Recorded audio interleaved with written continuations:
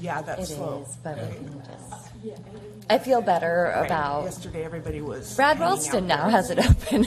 Everybody's gone. It's on to fine. other things. Yeah. Because nothing's going to happen very exciting. Right. Okay. You could sit there or here. Where would you That's the prefer? red light. I'll call it to order.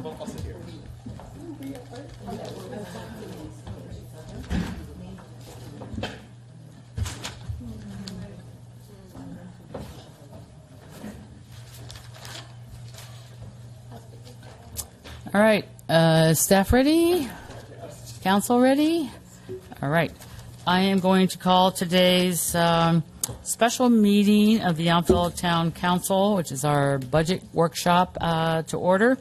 It is Tuesday, April 16th at 10:30 a.m. With that, can I get a roll call, please? Councilmember Reeves? Here. Councilmember McKee Cant? Here. Councilmember Knight? Here? Vice Mayor Tripp? Here? Mayor Moeller? Here. Thank you. Can we all stand and say the Pledge of Allegiance, please?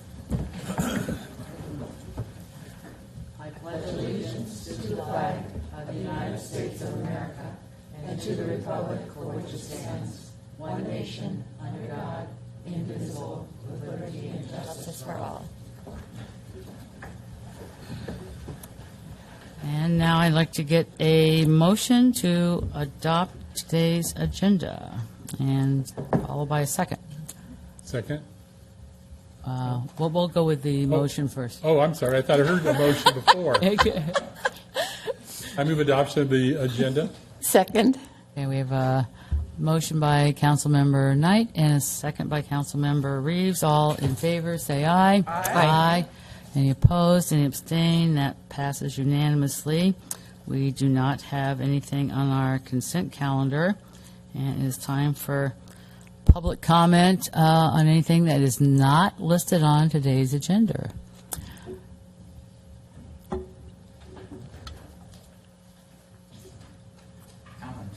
Jefferson Street. I'm not sure if that mic is on.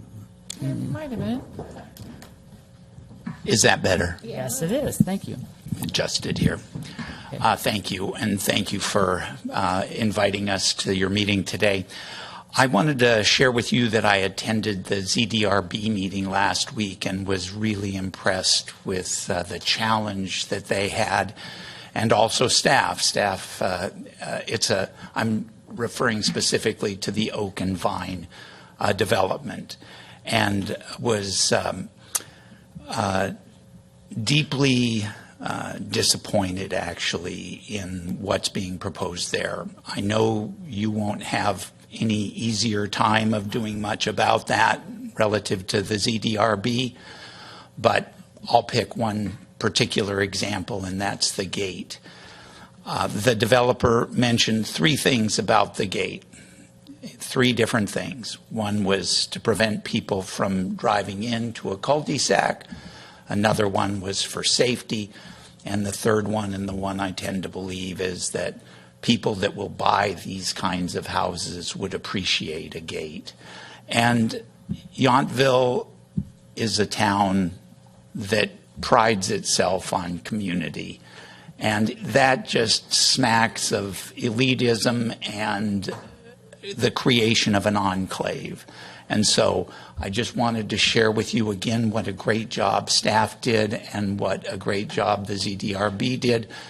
But there seems to be, with the developer fairly well lawyered up, not a lot of wiggle room. But I just wanted to share with you those sentiments. So thank you for letting me do that. Okay. Thank you very much for your comments. Seeing one of the public who may have a comment? No. We will move on to the main action item today, which is our public budget workshop. I think I'm going to turn it over to our town manager to get us going. Yes, thank you, Mayor and Council. Brad Ralston, your town manager. I'm obviously here to my left is Celia in a different spot, but you know Celia King, our Administrative Service Director that oversees the finance, along with Cal Bautista, our financial analyst. And then this chair will be reserved for the department heads that will come up throughout or during the presentation. So let's first make sure the clicker, all right, clicker works. I want to just give an overview of today's workshop, but put it in the context of what we're doing a little differently and kind of how the next workshop will play out. So first of all, this will be our first biennial or 2-year budget. And there's some changes to how you approach it, but in essence, it doesn't change, how often council gets to look at updates and what I'll refer to as the off-cycle budget. So this is a budget year. We will hopefully adopt a 2-year budget at the last meeting in May.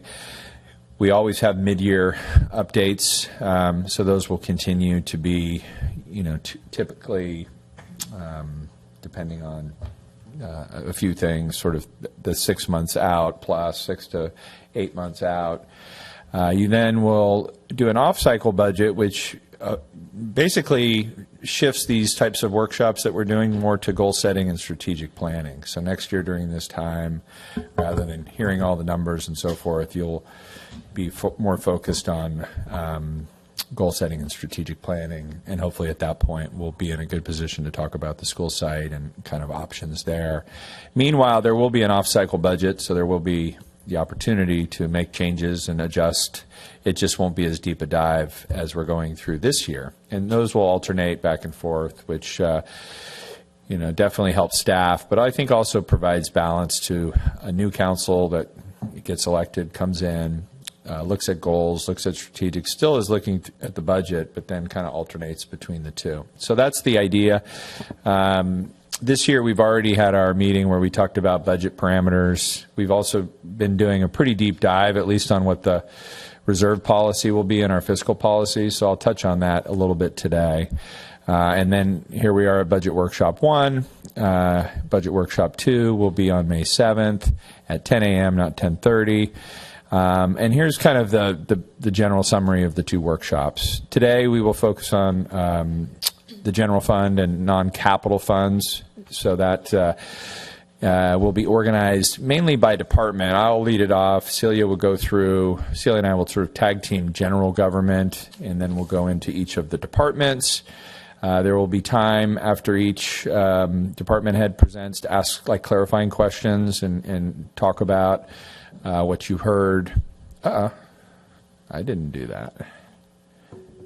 What's going on? Okay. And then I'll come back and sort of sum things up, and then talk about the long-term forecast. This gets beyond the 2 years and next steps. And then the second workshop is intended first to finalize the reserve policy that we've been working on. Second, to do the deep dive on the CIP, the Capital Improvement Program. So that's mainly your Fund 50, where the capital spending occurs, and we also do bring utilities into that. So that's where John Ferns and his team, are spending a lot of time. But that is the next workshop. So, and then we'll also follow up on whatever we hear today. So we'll have an opportunity to analyze and study things that you give us direction on at the end of the meeting, and we can come back with hopefully some options that give you opportunities to give us final direction so we can bring back a budget that you can adopt. So that is the overview, and then just to drill down a little further on today, I'm going to turn it over to Celia here in a minute to talk about revenues and expenditures. Town manager and general government are somewhat synonymous to me, but there is a town manager department, there's a city council department, there's a town attorney, town clerk, et cetera. Well, town clerk's now separated, but all of those things can be referred to as general government before we then have each of the department heads that are listed here come forward. And then, as I said, I'll sum things up, and we'll talk about the next workshop and the budget adoption scheduled for May 21st. So this is a slide that I put here and at the end, just so you know this is your overall budget. So when you look at the top, you're looking at almost $29 million in budgeted expenditures, and then they're broken into all of these categories, which are mainly funds. And I know in the past, you've kind of gone down this fund by fund, and you've kind of organized your budget workshop that way. So that is sort of what we're changing a little bit, where, again, we're going to go department by department, and then the funds that are associated to those departments will be part of that presentation, knowing that capital budgeting and utilities will be at the next workshop. All right, so any questions on how the day is going to play out or what have you, the process? Okay. I just have one maybe clarifying question for the public, maybe the council. So you mentioned that overall it's that the 29 million, but actually the expenses and revenues are much lower. Can you just kind of highlight how those kind of differ and what we're really kind of talking about? Yeah, I know these numbers are hard to read, but the general fund, which is the left column, is about 14 million, and then it breaks into all of those categories, some of which are departments, and you have risk management, non-departmental. We will get into that here in a minute, what those all mean. And then you have a series of other categories, so starting with pension or OPEB, and then you have the capital projects fund, and you can see that here, and different projects, how they're broken out between, facilities and streets and park and rec, et cetera. Then you have your utility funds. I wish I could see those numbers. I know they're generally is it about $3 million a piece? I'm testing my eyes. 2.6 for water and 7.8. 7, that's right, 7 for wastewater. So when you talk about 28 million, 10 million of it is utilities, and 14 roughly is your general fund. So that's 24 million of your, $29 million budget, and then you have special revenue funds, which gets into whole other categories. And I already talked about capital, and then debt service, so paying the existing debt service. So that's how the 29 million gets broken. Okay, that'll be helpful. I got one phone call. It's like, I want to make sure I watch to see how you spend 14 million. What are you going to spend it on? It's like, okay, well, time to get that going. So, Mayor, thank you. But I think it is nice that you made the presentation to show that for the community, it's not just general government, but when you add utilities and CIP, we manage a lot bigger budget than just our general government. So we, it's good to see that you've given us a summary where staff is managing almost a $30 million budget. So thank you. You're welcome. Okay. So starting with a quick look at current fiscal year major general fund revenues. Transient occupancy tax will meet and most likely exceed the estimated budget of $8 million, which was increased from the original budget projection during the mid-year budget adjustment. Sales tax collections may end up being slightly lower than the budgeted amount. And later this month, we should receive another apportionment of property tax, and that does look to be on track to meet budget projections. Let's see. So we have our fund balances and our emergency reserves and our unanticipated tourism revenue deficit reserves, which again will be talked about a little bit more in some later slides and revisited closer at the second workshop. And we still have in this current fiscal year about $312,000 available in the budget contingency, estimating approximately $595,000 in unassigned fund balance at the end of this fiscal year. And of course, that number will be finalized after the annual town audit.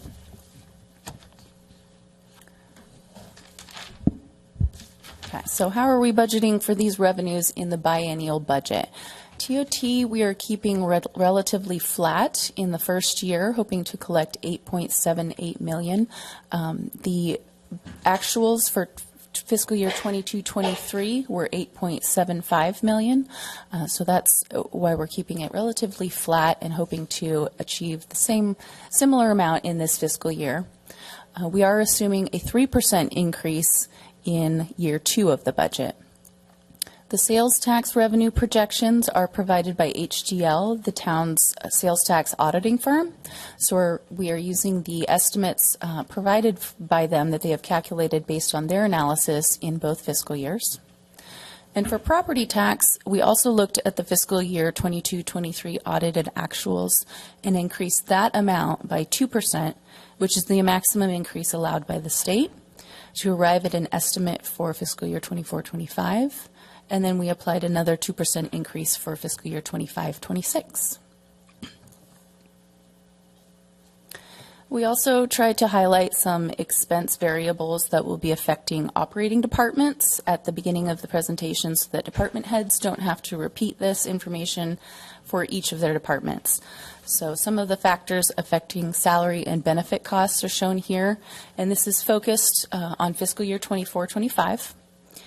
So most notably, each department reflects CalPERS pension costs and salary increases that will be increased by 2.8% per the town's current MOU.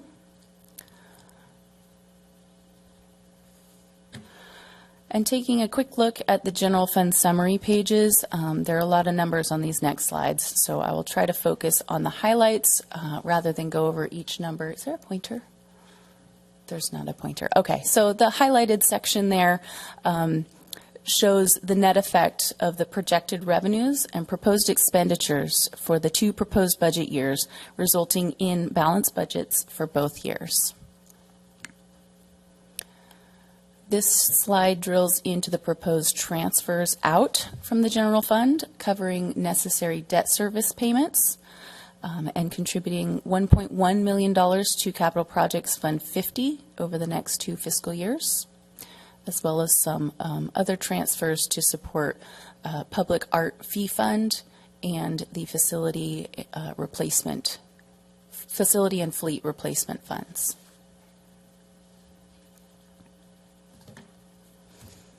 Okay, and finally, a snapshot of the current general fund allocations of fund balance.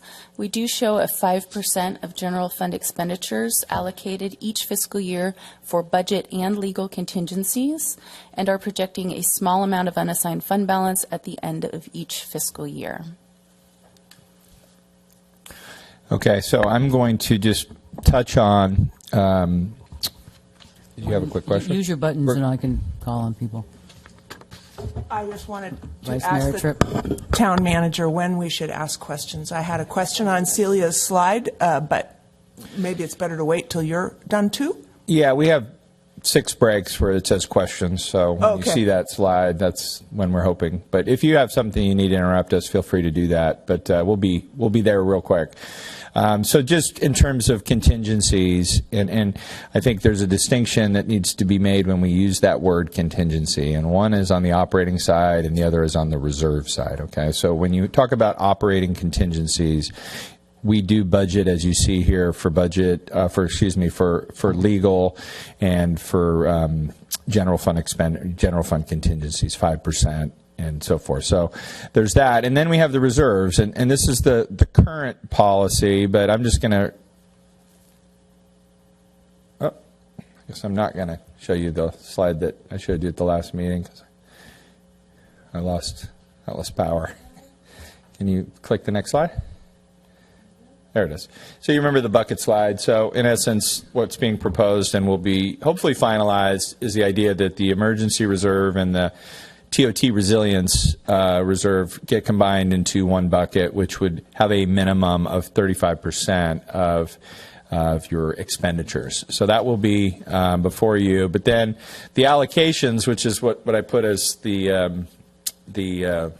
handle of the bucket, that's an umbrella before you even get into reserves. And so that's when I talk about operating contingencies and your 5%. That's what I wanted to make sure that you understood the distinction. So next slide. And we can,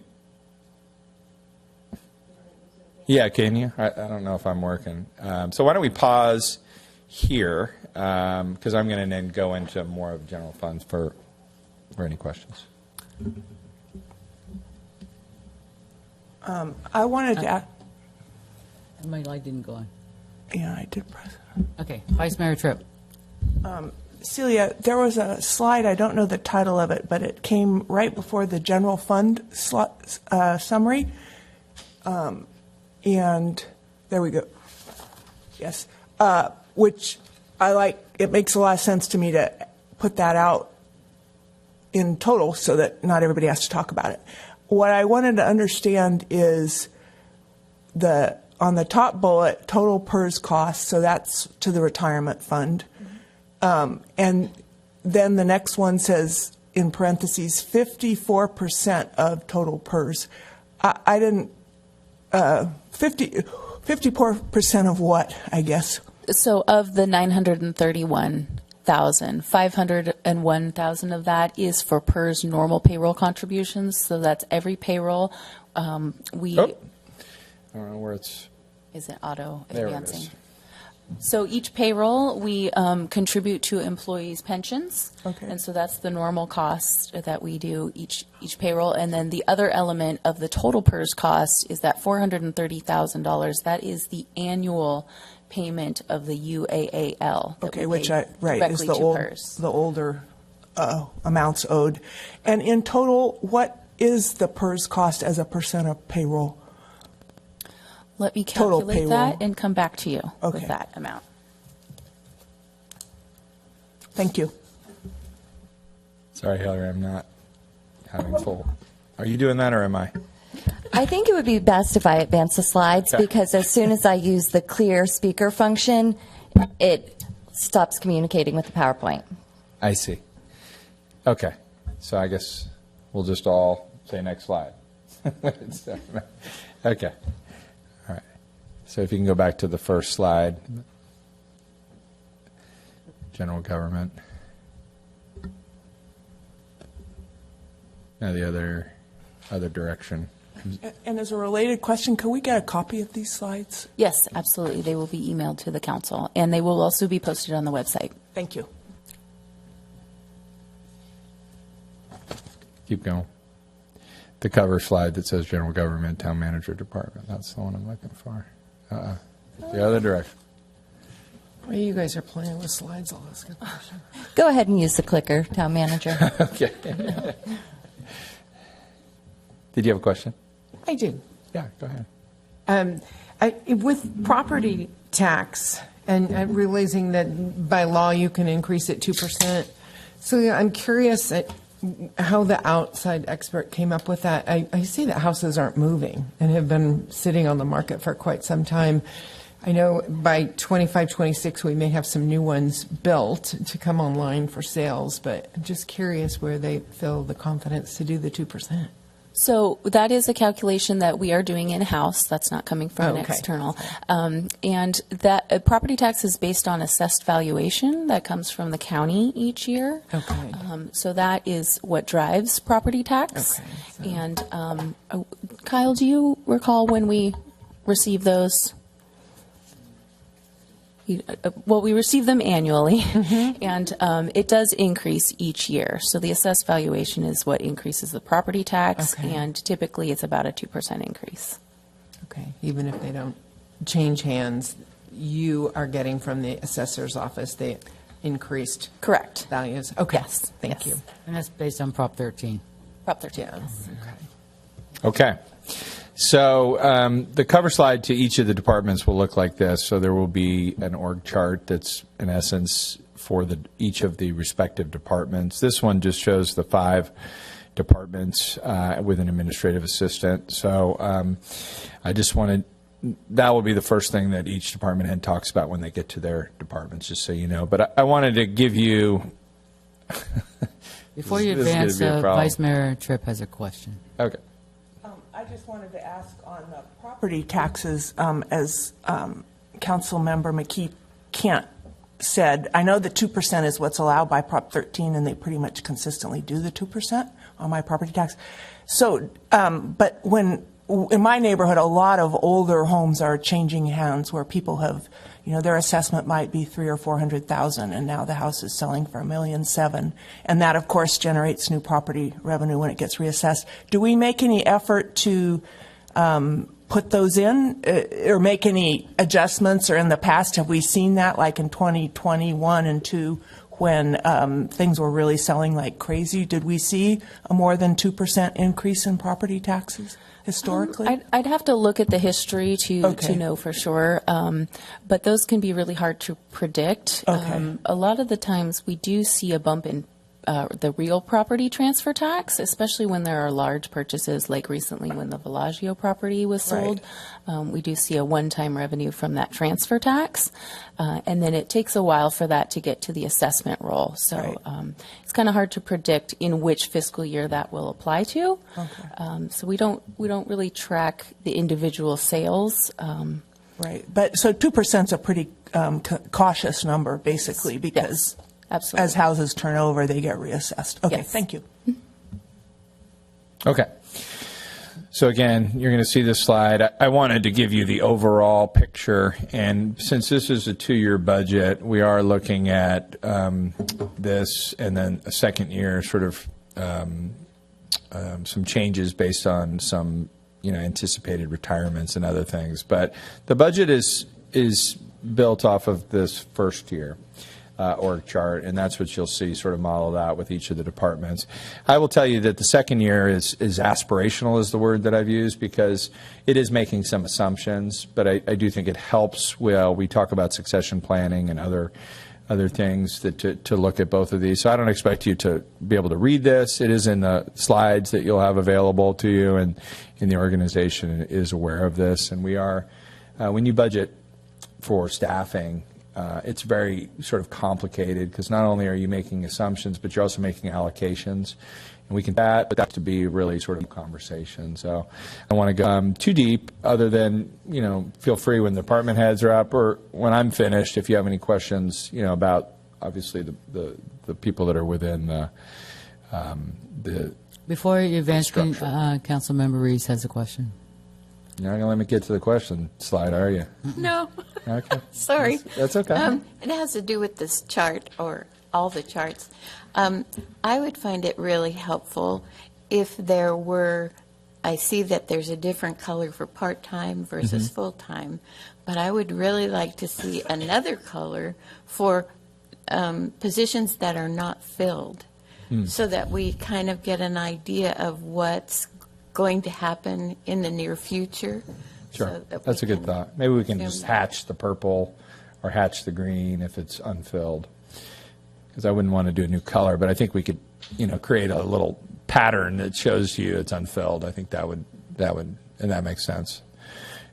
Okay, so now I will go, and this is where this mirrors the books that you have. So, starting with non-departmental, which is the first page under the town manager tab. And you'll see on each of these slides where we go through the tabs, we have an estimated number, which is basically our adjusted budget number for the current fiscal year, and then the 2 proposed budget numbers for the next 2 fiscal years. And then we created, we basically used the template that you're accustomed to, but rather than highlights, we're referring to insights. And so this is trying to give insights into some of the numbers that are proposed. And so you see some of the bullets on the slides, but obviously in the book there's more information on each of these pages, or each of these categories. So contract services, which is a big portion of this, you can see basically how that's broken out. We are, this is where we have on-call consultants, and we're introducing executive coaches that are helping staff, and so that's where you see that.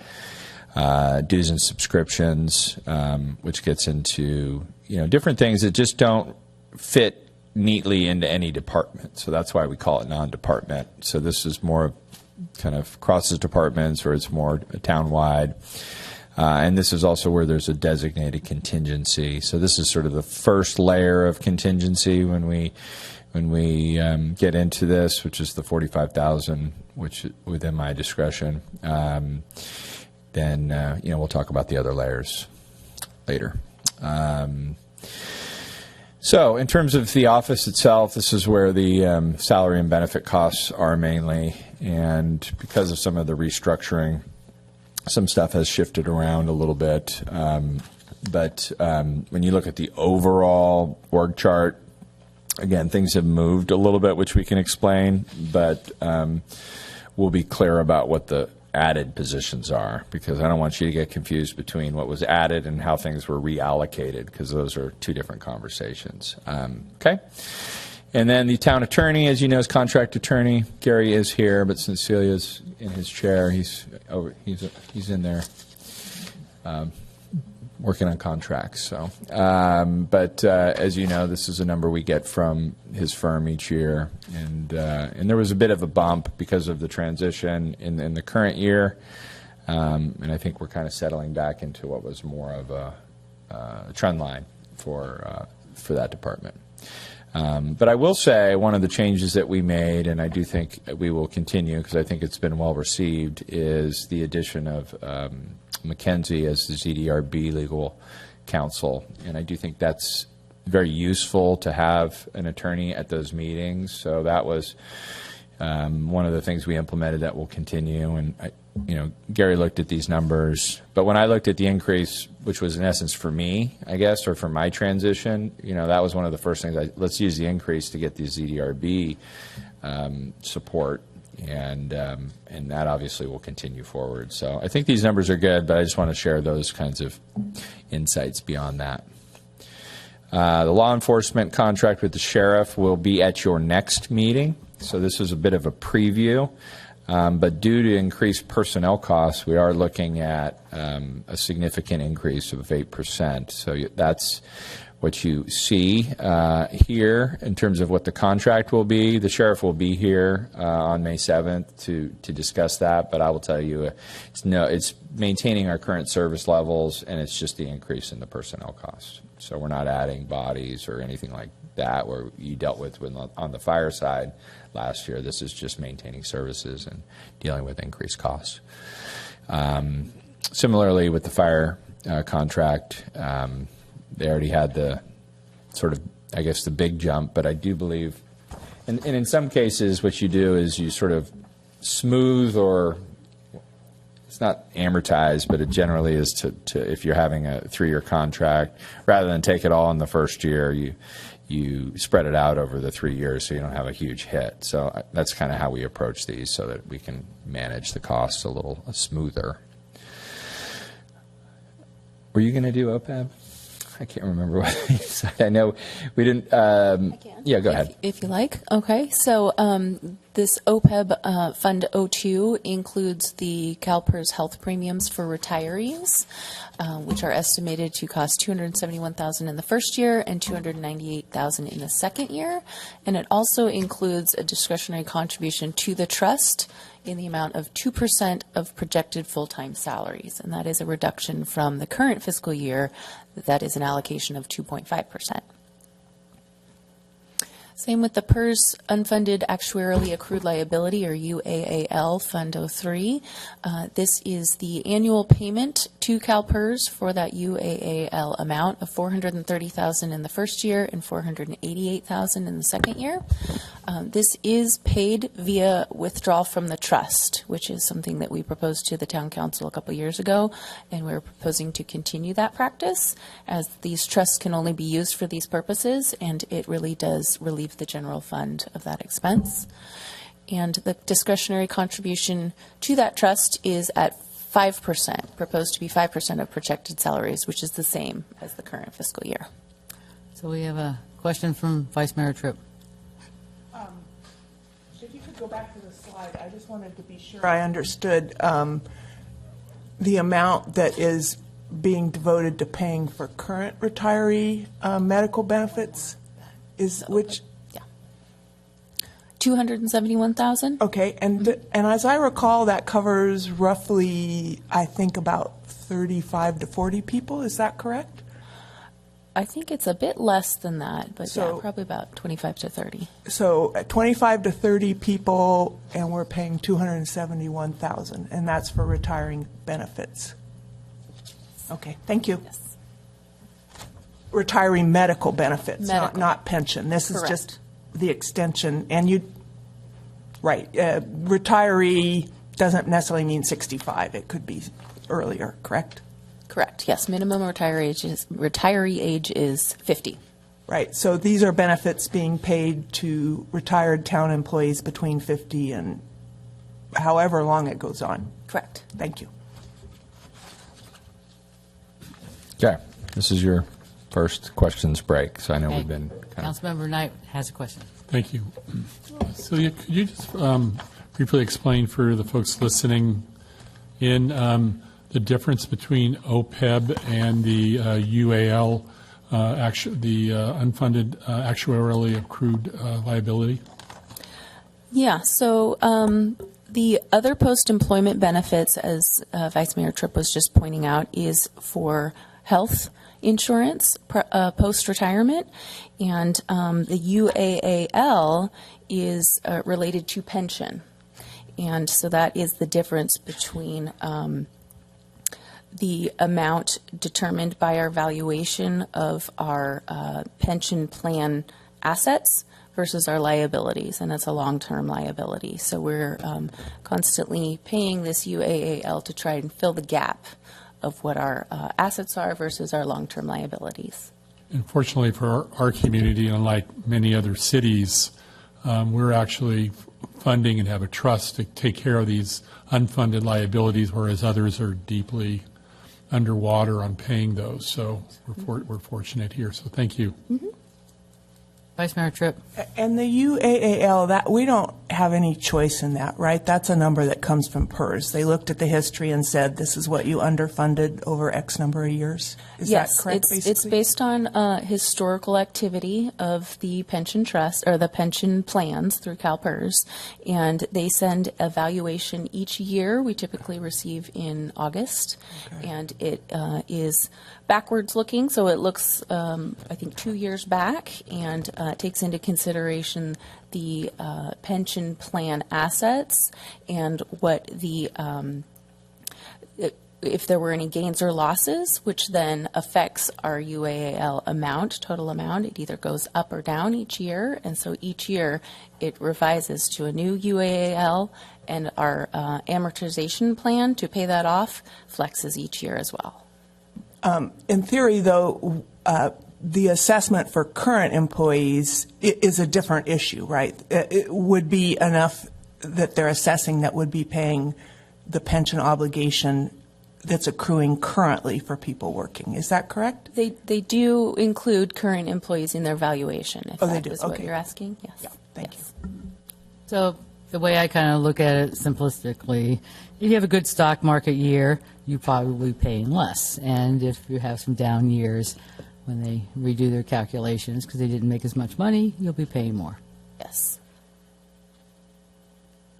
Yeah, and to that note, CalPERS is always trying to raise the discount rate because that's kind of how they back into that. And as that goes up, the UAAL gets bigger. So when they have a good stock market year, they try to crank that up a little bit because it helps smooth that issue. But to your point, you did good planning in terms of having a Section 115 trust that can complement that, and I think, relative to many other agencies that are just this is sort of an overwhelming debt. But we used to call it the pension mountain because there has been a series of reforms over the last 15 years or whenever that started. But clearly the employees that have been in the system for so long that have the richest benefits are sort of what create the front of the mountain. And then as the reforms start to take place, as those retirees retire, it starts to become more manageable. But, the peak of the mountain is sort of 4, 5, 6 years out. So these 115 trusts allow you to smooth that and sort of use that supplemental revenue source to limit your general fund exposure. And that's a critical thing. Otherwise, as you get to the peak of the mountain, you can't make ends meet. Okay, we're seeing no more questions, so we can move on. My plan right now, unless there's something significant from the public after we get through, till we get through the first 6 sections, we're on number 2 now, then I'll go to public comment if that's okay with everybody. Okay. Okay, so Kyle and I are going to talk about Administrative Services Department. First, starting with the organizational chart, you see the director and 3 full-time staff, as well as a part-time accounting assistant. Not included here, but discussed previously, is also the administrative assistant position, which does play a large role in the finance department. and it is, of course, shared with other departments. That is a position that is currently vacant that we are recruiting for at this time. Along with the transition to administrative services, the finance department has evolved into finance and human resources. So there is an increase to salary and benefit costs due to a higher allocation of staff time being transitioned into this department. We are budgeting for a TOT audit, added $10,000 into personnel services for improvements to HR processes. And also $25,000 is budgeted for consultant services to assist in developing internal service funds and potentially other off-cycle projects. In fiscal year 24-25, we will be issuing an RFP for auditing service as the 5-year agreement with our current auditors is expiring, so we do expect a cost increase there. The largest item in our contract services budget is for financial consultant services through RGS that we budget each year and utilize on an as-needed basis. In the risk management budget, we have placeholders for liability claims and workers' compensation claims in the event that we need to pay deductibles, as the premiums of these insurances, as well as property insurance, are allocated directly to departments. So we pay those each July, and those are allocated to each department. You see that in the personnel costs. In contract services, we budget for employee safety training, as well as the cost for the town's employee assistance program and other HR-related items that help ensure proper employment practices. And the $32 balance of the Fire and Emergency Medical Services Fund 28 was transferred into the general fund in the current fiscal year to contribute toward the cost of the fire engine replacement. And so that closed out this account, and it is only included for historical purposes.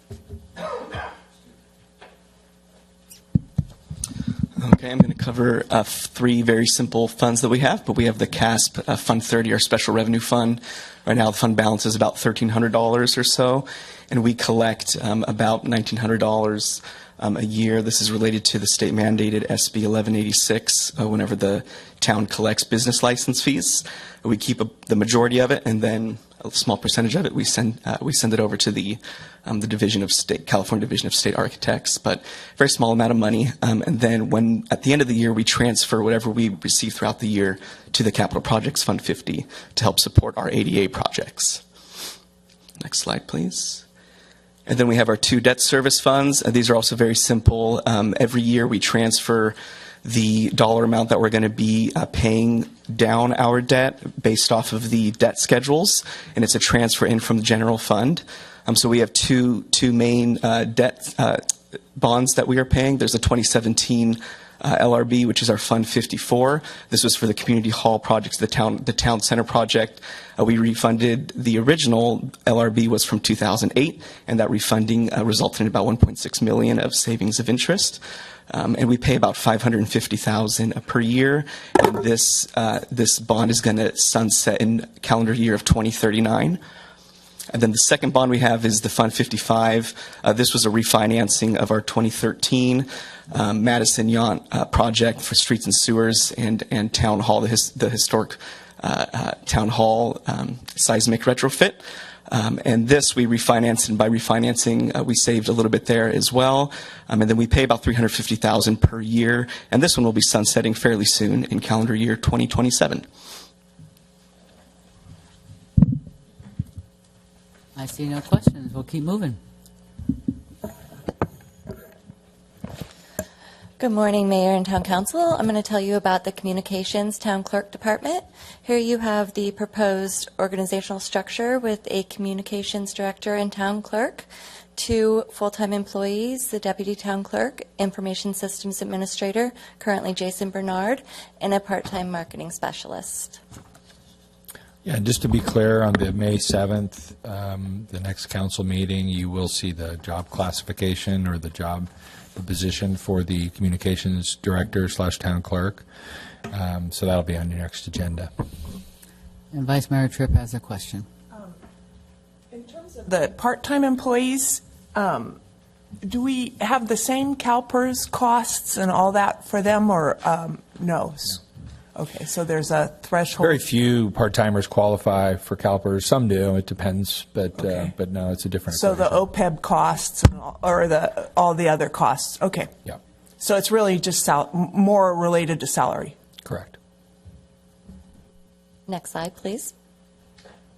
I can Turn the scoot tables. over. No, that's all right. I got you. Here's the budget for Town Council, Mayor, Department 1001. You see the proposed budgets there for 2425 and 2526. There's $25,500 budgeted for meetings and trainings for the Town Council Planning Retreat. The budget also includes amounts for employee appreciation activities. And the Boards and Commissions volunteer dinner is also included in this budget. Jason Bernard is going to tell you more about the information technology and telecommunications proposed budget. So how'd you know just to walk in just at the right time? It must have been a signal that went out. Anyway. We have a bat signal. Yeah. So I'm going to be presenting the 24-25 and 25-26 budget for the Information Technology and Telecommunications Department.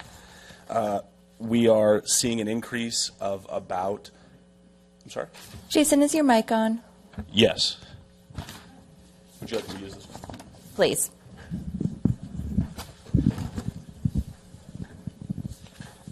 Is this better? Okay. We're seeing an increase of about $80,000 between 23-24 and 24-25, and this increase is mainly due to the $70,000 increase in the software and licensing budget due to the IT department taking over costs of software that is now out of its implementation phase and is in the renewal of licensing for software and hardware phase.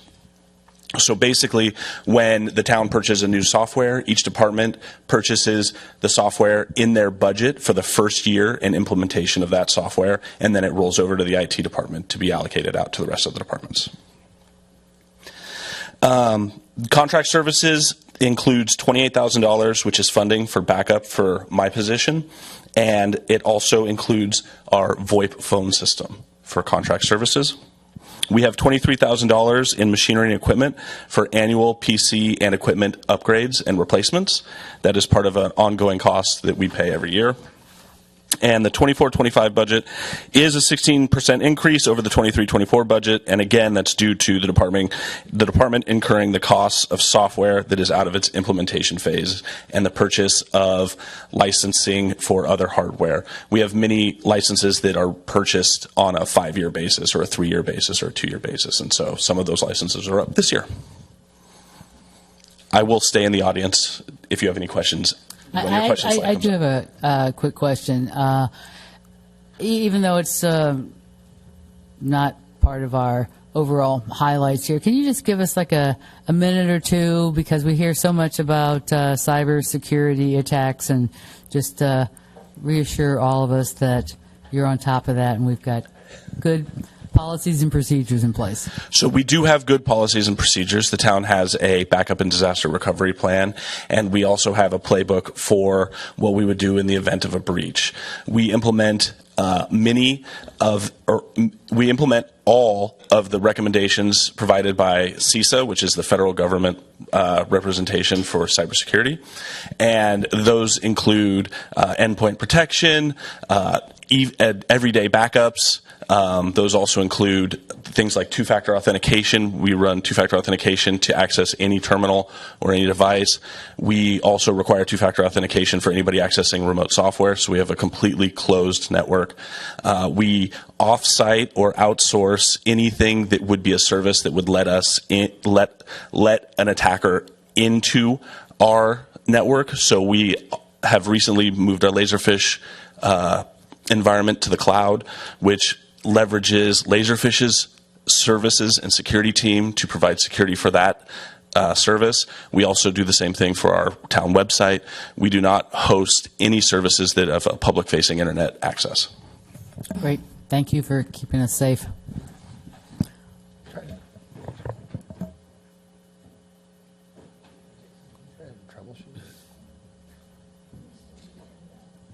Yeah.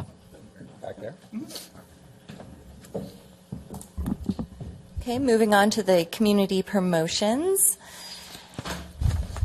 In the community promotions budget is the Chamber of Commerce contract, which is effective until the end of fiscal year 26, and it assumes a 3% increase each year. Also in the community promotions budget is the emergency preparedness programming expense, and we're also going to be having a proposed budget of $15,000 to continue that throughout the year for additional events and community outreach. In this budget is also the $50,000 for the subsidy transit for the B-Bus. And aside from that, there is a $15,000 budgeted for contract services for communications. And the Small Project Grants Fund. I don't know if you mentioned that, but The Small Project Grants Fund lives here as well. On to the Town Clerk Department. You will we see. have a quick question from Councilmember Knight. Okay. Wait for the question, but thank you. I just was, I first wanted to thank Administrative Director King and the Town Manager for meeting with us, and so I asked some of these questions yesterday. But we have the 50th anniversary for the town coming up in 25, and I just wondered, just for a note, that we're planning and setting aside some additional funds for that event and for planning and for doing events that year. So just a yeah, we can thought come to back next meeting if you'd like to discuss that. Thank you. We'll definitely want to recognize that. Okay, and in the town clerk budget, you'll see an increase due to the proposed department structure changes and an increase because next year is also an elections year.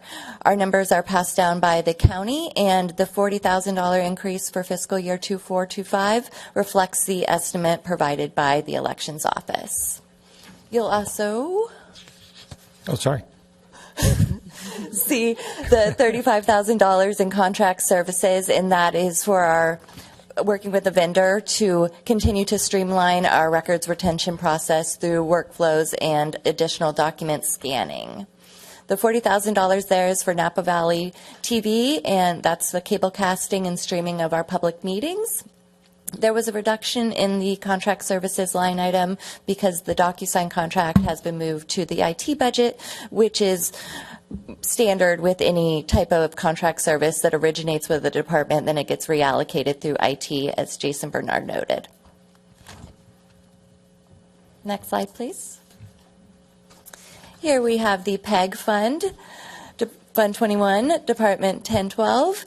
This is the Public Education and Governmental Fund. Here we have our standard expected revenues of $14,500 and an expenditure budget of $5,000. Although there aren't any planned expenditures for this year, we keep the $5,000 placeholder in case something does arise. Okay, Upper Valley Disposal Service and Franchise Fees, Special Revenue Fund 29. $6,500 is budgeted for the community cleanup. There's $25,000 budgeted in contract services as a placeholder for special projects, potential special projects as needed.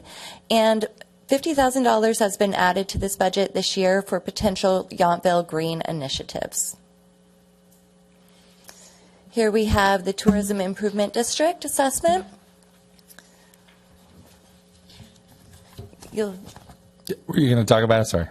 Do you You're want me to welcome talk about jump in. We have, I believe I had both 2.4 and 2.5 and 2.5, 2.6 initially listed on the slide, so I see there was maybe a change. Yeah. So Yeah, I think I'll that let what's you take important to that. note here, and we are going to have our first meeting actually on Thursday with the local TID, is that this is something that the town just acts as a fiduciary agent, which is actually not our money, but we do act as it's a custodian account or whatever term you want to use. So we do manage it from a fiduciary standpoint, but it's not our funds. It's just this is 25% of the 2% assessment on all hotel rooms. 75% goes to the regional Visit Napa Valley.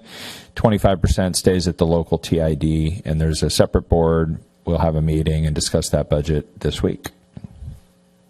Thank you. And I'm happy to answer any questions you may have.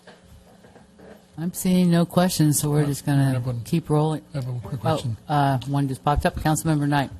Looking at just the expenditures and transfers for the TID funds, there's a fairly big jump from 383 and other community support to 550 for 1 year in 24-25, and then back to 350. I was just curious on the explanation for the jump in 1 year and then dropping back down for those other community support Yeah, the main expenditures. increase is that the board decided to double the digital marketing budget that the chamber administers from $100,000 to $200,000 in the last budget. So, and actually, we do intend to maintain that. There was also external grants that were funded. So it's kind of a combination of things, but the biggest item by far is the digital marketing that the chamber contracts. Good. Thank you. Mayor, I just had one other question to go back to town clerks. And just as a quick reference, maybe I said 50 years, but it's actually 60 years and 25. So that will be fun to be able to celebrate that. But under the town clerk, one of your goals and objectives is to advance archival efforts to digitize historic documents. And I know, I guess in our conversations yesterday, that's the duty of the deputy clerk, but it will bringing on another deputy clerk help keep us working on those historic documents and trying to get them done sooner? Absolutely. It's necessary capacity in order to maintain the efficiency of that program. Okay. And that's primarily the role has been, and was that the work that you did before as deputy clerk or in charge? When I came as deputy clerk records management, the coordination of it was the responsibility. So being our capacity at the moment, it's important to have somebody who can be dedicated to those processes. Okay, good. Thank you. You're welcome. Vice Mayor Tripp has a question. To the extent sometimes Steve Rogers used to say this is kind of a work plan, the budget's a work plan, so I'm just going to ask kind of a work plan question. I love the digitizing. Is there any way we could, but this, to me the secret is the indexing, so you know how to find stuff or, right, that to me has been the struggle. Even the stuff that's there is sometimes hard to find. Is there any way we could, that's a lot of work, and it might not be work that somebody needs to do all the time, but just to get it started. Is there any way we could either assign that internally or get some external help? So it's not just a matter of feeding the documents in, it's like deciding what category it goes in, a contract, and I'm just making categories off the top of my head. Absolutely. We do contract with a vendor who assists in a large format scanning projects, and so you will see in the 4210 contract support, there is an allocated amount for scanning services. So that's something that is definitely feasible.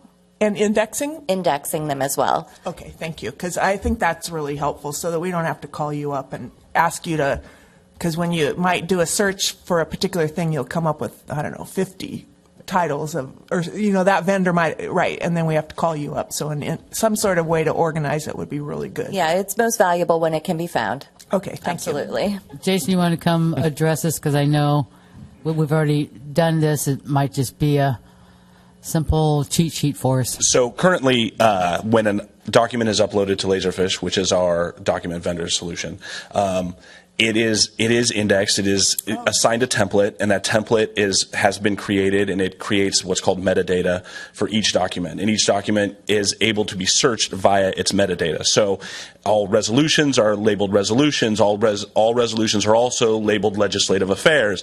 All council member actions also fall under those. And then from there, we can also pare down into a keyword search.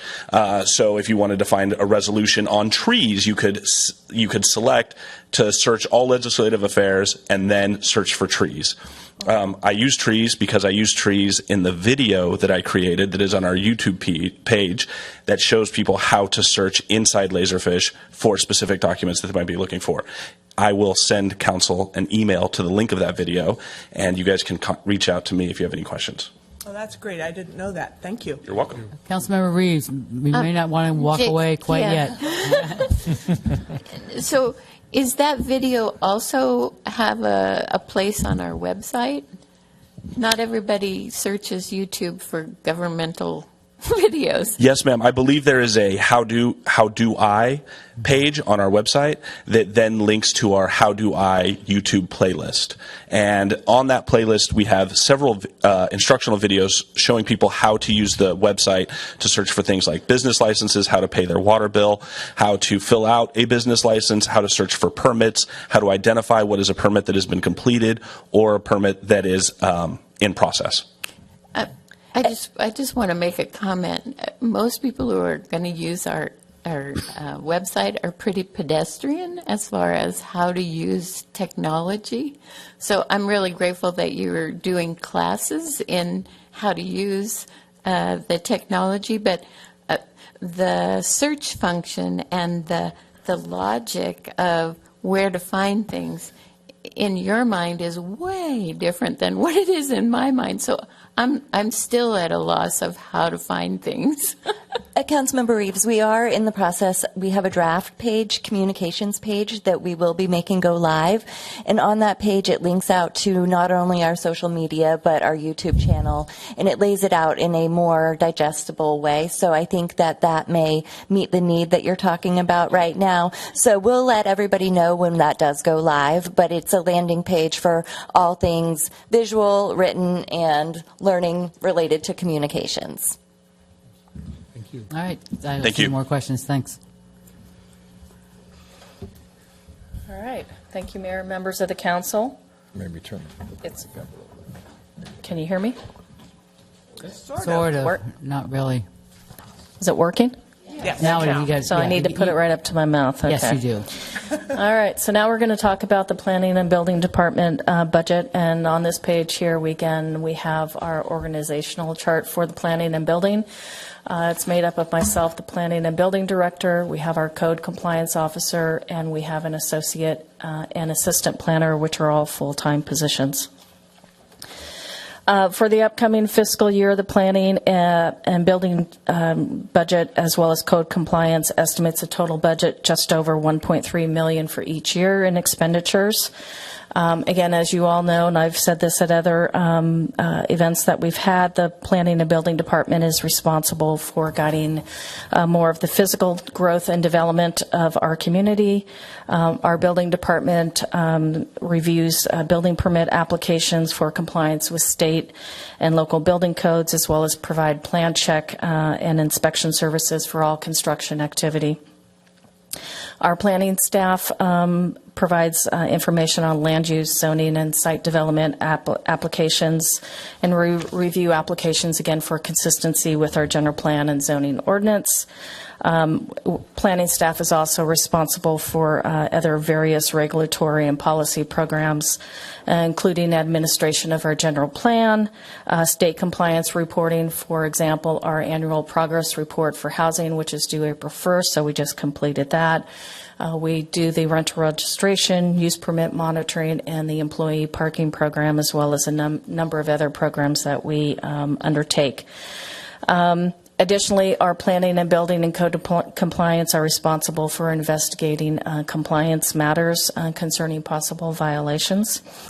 Again, our code compliance officer, which is a full-time position, is also a shared position between planning and building, public works, and park and recreation, as well as what will be our new town clerk and communications department. Our code compliance officer not only handles things that deal with code compliance, but she also undertakes other matters such as special events and sound amplification permits. She does educational outreach and also public awareness. Going forward, we are looking at having the code compliance officer handle rental registration, our parking management and use permit monitoring programs. Again, those are all more code compliance related items that would be beneficial for the code compliance officer to undertake. Our building contract services is just that. It's under a contract services with BPR, and we'll be renewing that contract shortly after the budget is approved. Additionally, we have in administrative services, which is a shared position with finance. Again, that helps with some of the administrative things that we need to take care of in our department. I always like to talk a little bit about some of our accomplishments and some of the things that we'll be doing moving forward. Again, we were just talking about modernization of some of our tools with the town clerk, and planning department is doing that as well. And that is an ongoing type of process that we continue to do. One of those things is our OpenGov permitting process. We've been putting in new applications into that process so that the public can go to there to submit their applications, such as our tree permit applications, home occupation permits, and just last week we finally got the land use application up. So we'll be able to process our land use applications through OpenGov, through that permit tracking software. So it'll be very useful for the public to do that. We've been working on new GIS tools, and one of the most recent one, Kyle Johnson, our assistant planner, put up on the town's website is an interactive map. There are little dots on the map where people can go to see permits that may be associated with that specific property. So it's kind of a unique feature that we have. Again, as you're all aware and you participated in, we've adopted several ordinances over the past year. The gas ban, we've enhanced some of our administrative code enforcement language. We've done some minor tree ordinance revisions, and this summer we'll be working with our town arborist to do more of those major tree ordinance revisions that have been discussed in the past, and we'll probably be working with the ZDRB and our town arborist to go through that ordinance to make those revisions. Also going forward, we are still working with our consultants and HCD to get our housing element certified.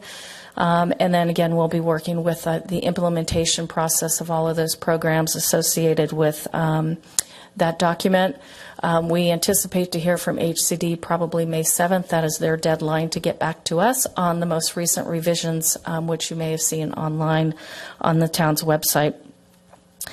One of the other things that we have just started on, and I know I've talked about it before, but the Solar App Plus software program. Kyle Johnson has actually just started processing or implementing that software program, so he is anticipating by September, if not sooner, that solar app software program will be implemented. And again, that is a streamlined software program for solar applications. The other item moving forward that we are currently working on has to do with ADUs and junior ADUs. There's the ADU Center. It's formerly called the ADU Napa Sonoma ADU Center, and now I believe it's just called the ADU Center. So in our budget, we have put some money aside to continue working with the ADU Center. Previously, that program was run through a grant program. That grant program has now ended, so they've gone to each of the jurisdictions to see if they're willing to continue with that ADU program. So there's $5,000 budgeted for the next 2 years in each fiscal year for that program. One of the things that we are doing is there'll be a Zoom, I guess it's a workshop in May. I think it's May 16th, where our staff will be participating with the ADU Center, so the public can Zoom in and ask questions about our process. We'll talk about our process and then provide them information, address questions they may have about the ADU program. We're also working currently with the City of Napa Housing Authority to understand a little bit more about their loan program for ADUs, and trying to figure out again how we can be involved with that and have that available for our residents as well too. And then in terms of our budget, again, as I indicated, our budget is currently just a little over $1.3 million. There's $117,000 budgeted for contract building inspections, which that includes inspections and plan check services. There's another $19,000 through our contract services with BPR for them to help support for code enforcement, WELO reviews, which is our water efficiency landscape ordinance, and they can also help with our solar app implementation, so we'll be looking to them to help us with that if need be. In terms of town attorney for contract services, we have about $75,000 budgeted for that. Again, they help us quite often with development projects and legal issues that come up with processing those applications, municipal code amendments, and code compliance. And as Brad mentioned earlier, again, we have Mackenzie on board helping with ZDRB, which has been a huge benefit to staff and to the ZDRB, especially with some of those projects that are coming forward that has some unique situations associated with it. On this slide, it says $80,000 for on-call specialty services. I believe it's actually $100,000 for on-call specialty services for special needs, and that includes our town arborist, Tony Walcott. And then there are sometimes other needs for like historic consultants, CEQA consultants, and also on-call planning services. So that number is actually $100,000. And again, Solar App Plus, you may recall that we received a $40,000 grant from the Energy Commission that is budgeted in our general fund for implementation of that application. So our housing grant fund, question? Councilmember Reeves has a question. Sure. I'm sorry to interrupt you, but so the programs that you've delineated, the tree ordinance and the ADU and the solar app, those are expected to be handled in the 24-25 Yes. time frame rather than slopping over into 26? I'm hoping we can get them done soon. The Solar App Plus definitely will be done by September. The tree ordinance, again, may take a little bit longer time, but again, I expect that by the end of this year that we should have that done as well. Okay, great. Thank you. Sure. So now we have the Housing Grant Fund. This fund accounts for activity related to grants awarded to the town for home rehabilitation activity. The program supports home improvements, projects for low-income eligible residents, and aids them into bringing their home into compliance with building code requirements.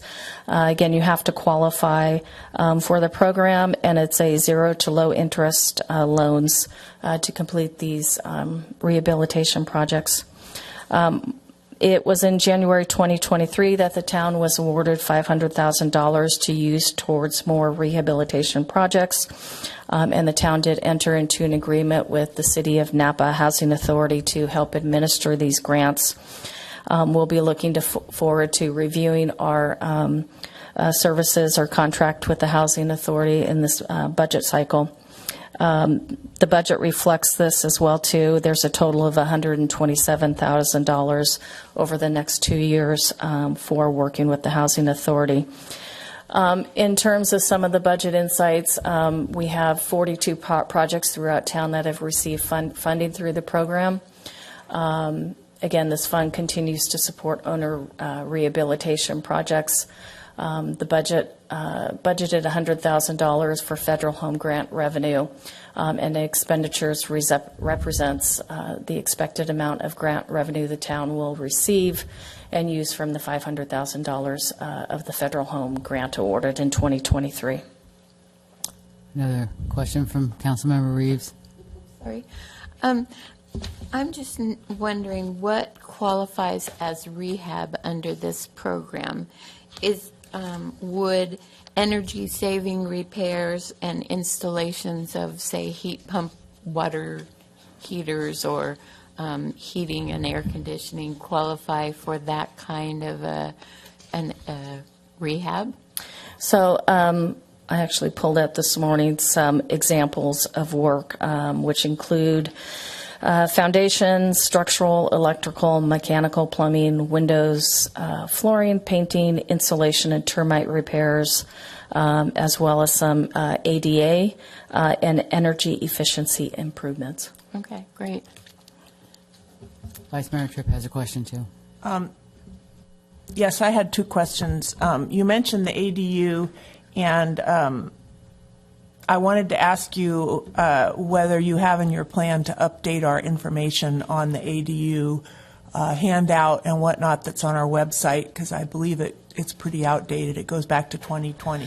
You are correct. It is outdated, and we are currently working on it. We were just last week working on some frequently asked questions, and again, working with the ADU Center, we should be able to update all of our information on the website. It's just something that we haven't gotten to, and it is currently in progress. Right, because the webinar is great, but many times people want to just pull up a handout to see in general what's allowed, and so I think having correct information on our website is really key.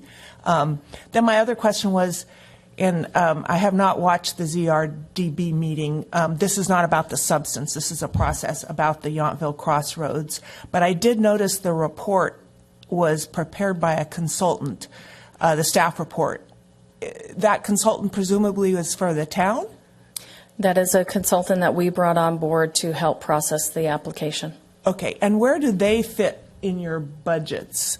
They are part of that $100,000 on-call services. Okay, I think that makes a lot of sense to have that type of resource, and it was a well-written report just because you can only do so much. So Thank you. All right. Let's see, on to One more question, Councilmember Knight. Okay. Thank you, Director Borba, for your report. Couple quick questions. I mean, you went through a litany of projects you do. I mean, they're listed in the objectives, and then also in the performance measures. Of all the things you do, not including what projects that come before you from just happen. How do you, with your team, how do you go about creating just kind of a work plan or planning for all these different projects, like update on the tree ordinance, and then managing the employee parking management system? What is your just general process with your team? How you create a work plan for a budgeted year? It's really trying to figure out what the priorities are and what the council direction is. And again, sometimes our work plan gets sidetracked because of other things that suddenly become a priority. And some of those development applications, again, can take a long time to process. And so we may have to adjust things throughout the budget year. But some of the projects, like the Yountville Crossroads project, it was helpful to bring on an on-call planning services so that we could tend to other things that are, again, a priority by the council. Good. Another quick question. I noticed in the full-time staff allocations that jumping from the 24-25 to the 25-26, the assistant planner position goes to 0, and then we have 2 associate planners. Are we planning on one staff member, which I'm not sure if that's Kyle, becoming an associate planner this and then second fiscal year? Is that what? Celia, again, I know we just promoted Diane to associate planner several months ago, but Celia. That's what it looks like in the staff allocations, but I don't know if that is the proposed plan. So I think that probably we'll have to revisit that. Yes. Okay. All right. Thank you. Seeing no more questions. All right. Keep moving. On to the Housing Opportunity Fund. Again, this program was established to support development of affordable housing units by providing town funding assistance for affordable housing construction. This effort provides local lower income residents and workers in the hospitality and agricultural industries the opportunity to live in the community in which they work. Again, the program recognizes the desire to have a socioeconomically diverse population. Again, revenue received from developer-paid housing fair share impacts, fees, general fund transfer, and income help provide the sources for these efforts. My understanding is that the town has 100 deed-restricted affordable units. Again, because the town is reaching build-out, there is limited commercial and residential land to build upon. This means that there might be some declining revenue sources and limited funding for fair share housing fees in the future. So projecting fees for this, impact fees, is a little bit difficult given the limited in number and timing of projects to predict. We'll also continue to collaborate with official housing developers to sponsor projects and identify other opportunities in the community. Some of the budget highlights, again, include the working with the City of Napa Housing Authority. And as I mentioned, we've budgeted for the next 2 years for those services. Other agencies that are included in the budget for funding support, we support Fair Housing Napa Valley and Community Action and Napa Valley Homeless Shelter. And again, here we've also included in this budget that $5,000 for the ADU Center, which I was talking about earlier, for some ADU technical assistance. And I've already mentioned again that the development is limited, and so the timing of this fund is a little bit hard to predict. Let's see, Measure S, affordable workforce housing, special revenue. Again, there's $100,000 budgeted for potential additional dwelling units or ADUs for the forgivable loan program. There's another $200,000 budgeted for potential affordable workforce housing project opportunities. And then we have the impact fees. This impact fee is also hard to predict because we are pretty much close to build out. So it's limited in what we know we'll have going forward. There's the undergrounding of utility impact fund, which again is estimated a little over $4,000. In the next budget cycle, and again, this fund continues to earn quarterly interest with the fund balance. Happy to address any questions you may have. I see no questions. Thank you.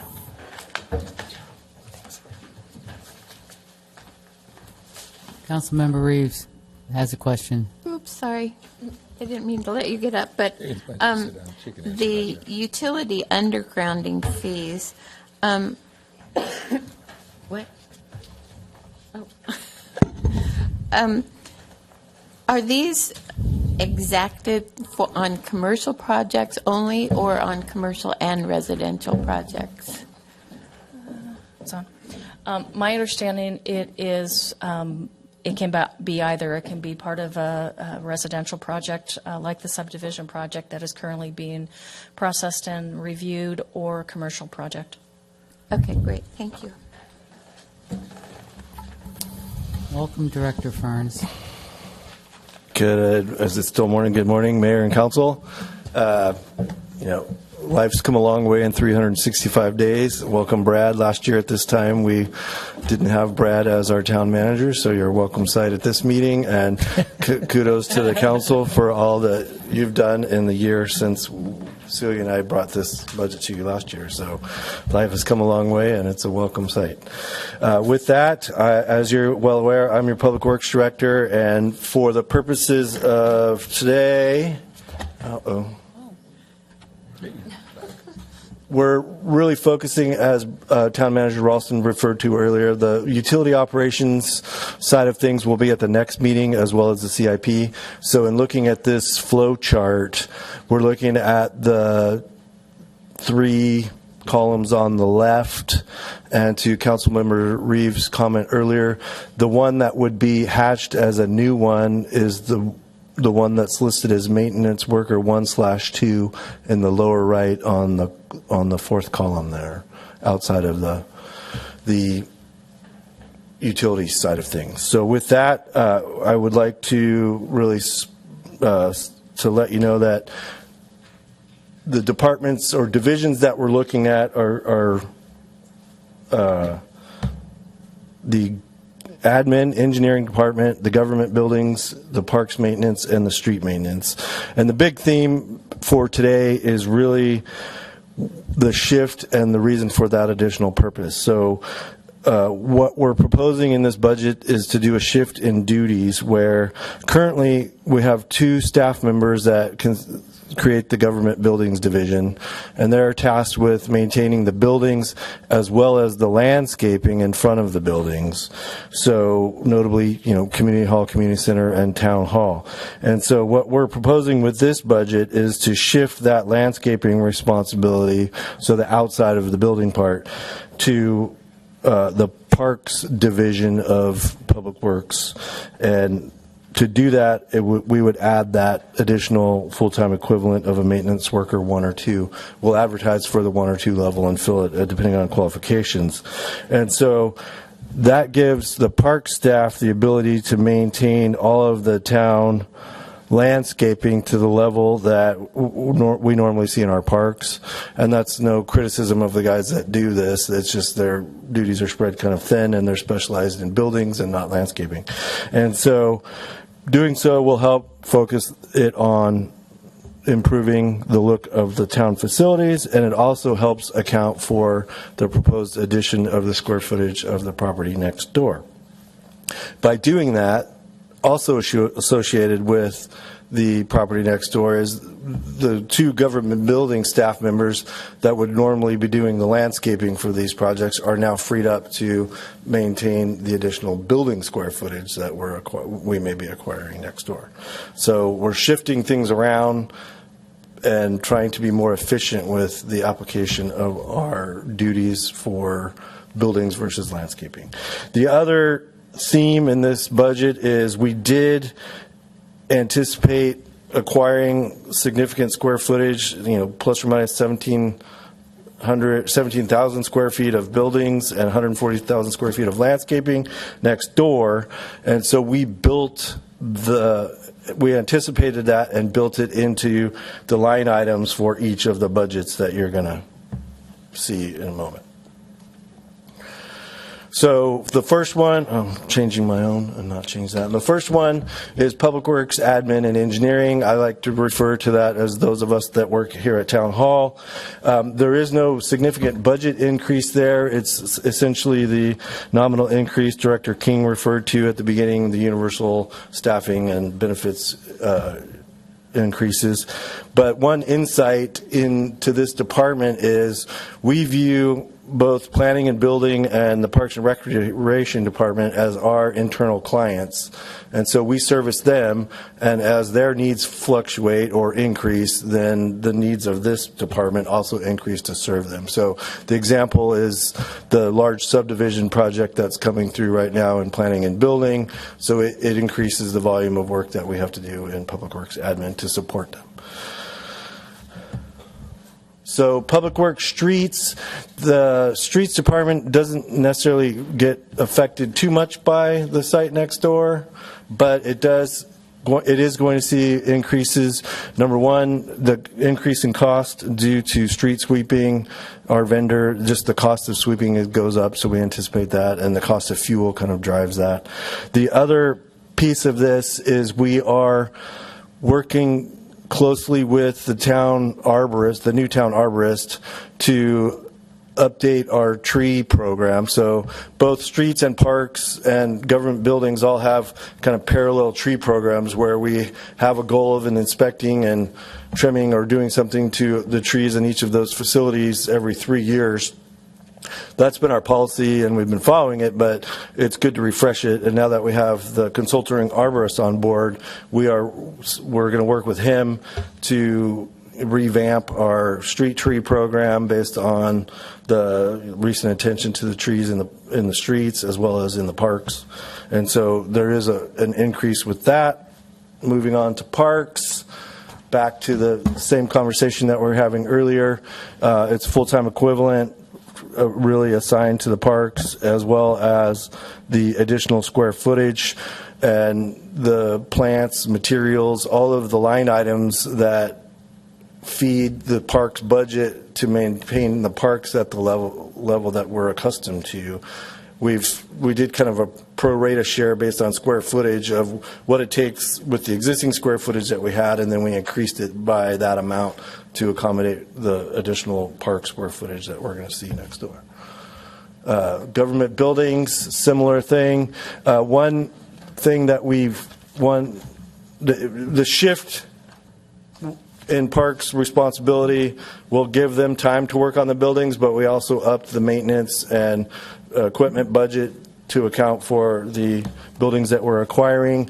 One thing that doesn't apply to next door but does apply to all of our other facilities, including the ones out of the courtyard and the pump station, is the emergency generator maintenance. So we've been struggling a little bit with that, and the recent power outages have shown maintenance concerns with the generators, so we have a contractor on board that helps us maintain those, and we've had to update our contract to make sure that, especially at the pump station, those facilities work when we need them to. Before you switch, Vice Mayor Tripp has a question.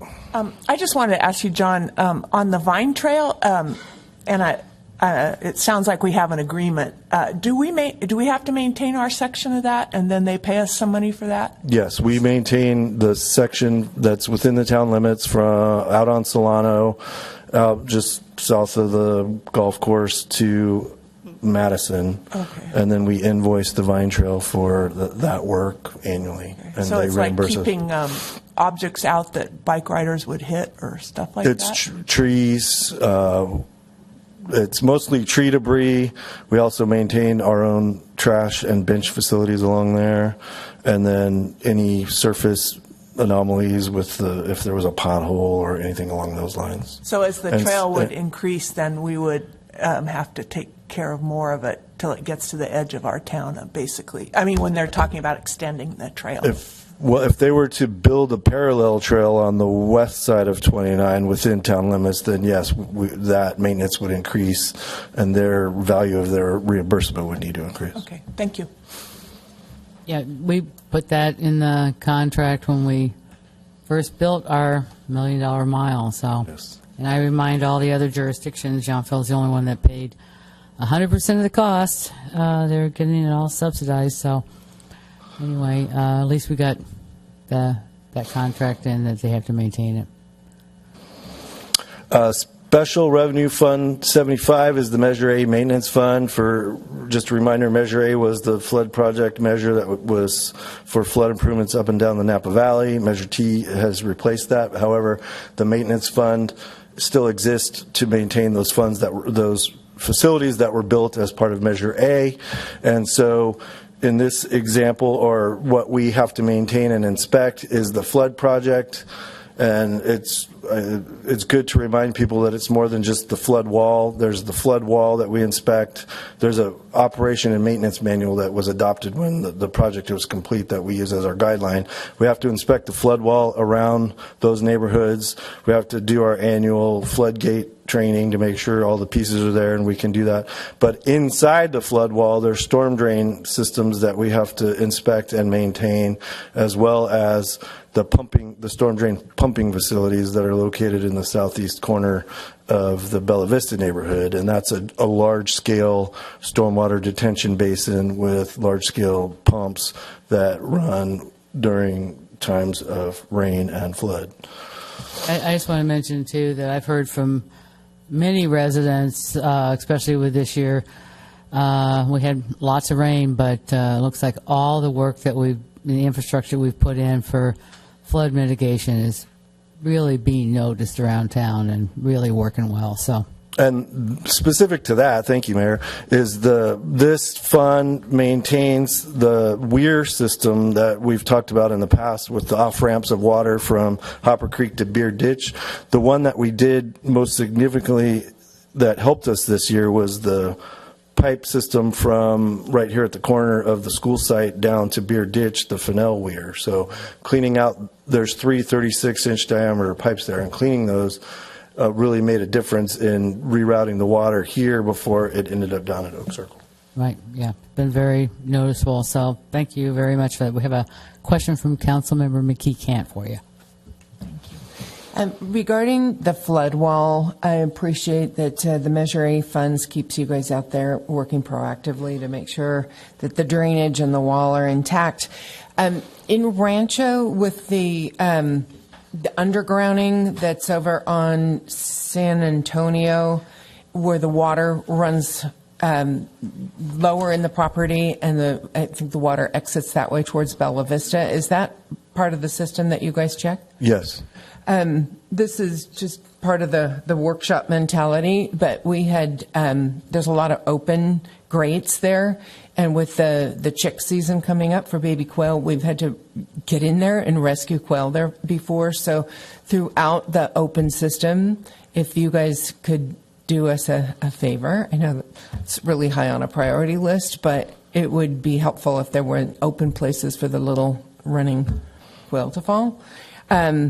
With street PCI, I see that your goal was to get to 80, but when we look at the chart throughout up to 2026, we're still at a 79. So is that going to be addressed and bumped up, or is that just an ongoing goal? It is definitely an ongoing goal. We think we're going to get there this season with our next Measure T project, and we would be able to discuss that in more detail at the next budget workshop, where we're going to highlight the CIP and the Measure T work. I know it's referenced in here too, but the real meaty discussion can happen at the CIP thing. But right now we're focusing our attention on Solano Avenue, which has really taken a beating in this last weather season. And by doing that large stretch of Solano Avenue, we feel like it's probably going to push us into the 80 category. But we don't know until we actually do it. How far do we focus on Solano Avenue? There's a town limit sign and the rumble strips that you'll see if you're coming right as you come in northbound. So it's right there. Okay. And then the last question I have is the landscaping improvement project that we kind of talked about a year ago out front. I'm just wondering what the current status is. We're working with the landscape designer now to provide her comments based on information based on the draft plans that she had given, and then we're going to schedule a follow-up community meeting out front, similar to the last one, but with actual focused plans. Great. And I would just add, the parks look really, really good right now. Yeah.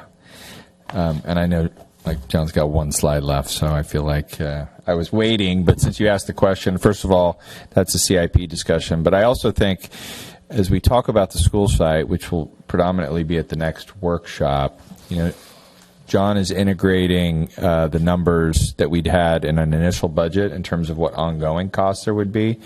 We're definitely working together to refine that so that we know, like, what are our one-time and ongoing costs with the acquisition of the school site.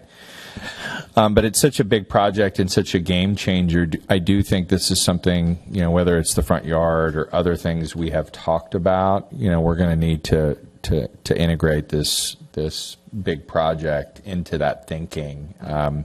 So I do want to wait until the next workshop to have that conversation. But on the operating side, just know that those numbers, because everything kind of relates to ongoing one time, and we're working through all of that.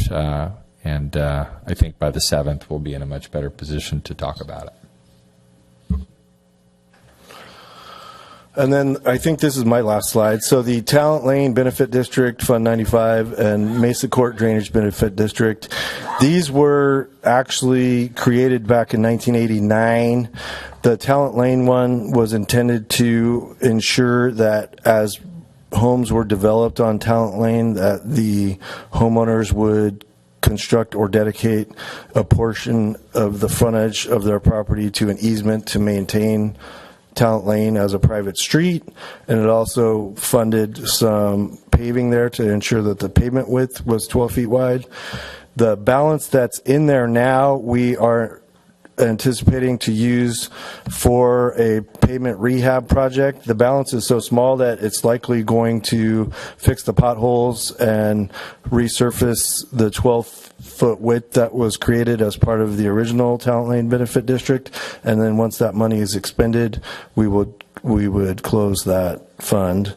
Similarly, with Mesa Court, that benefit district was created for storm drain improvements, so the Mesa Court subdivision could be constructed, also circa 1989, and all of that was constructed. And with the balance of $51,000, we're proposing, now that it's been a long time since 1989, we're proposing to video inspect the storm drain facilities that were installed as part of that, and then do any repairs necessary, and then also close out that fund.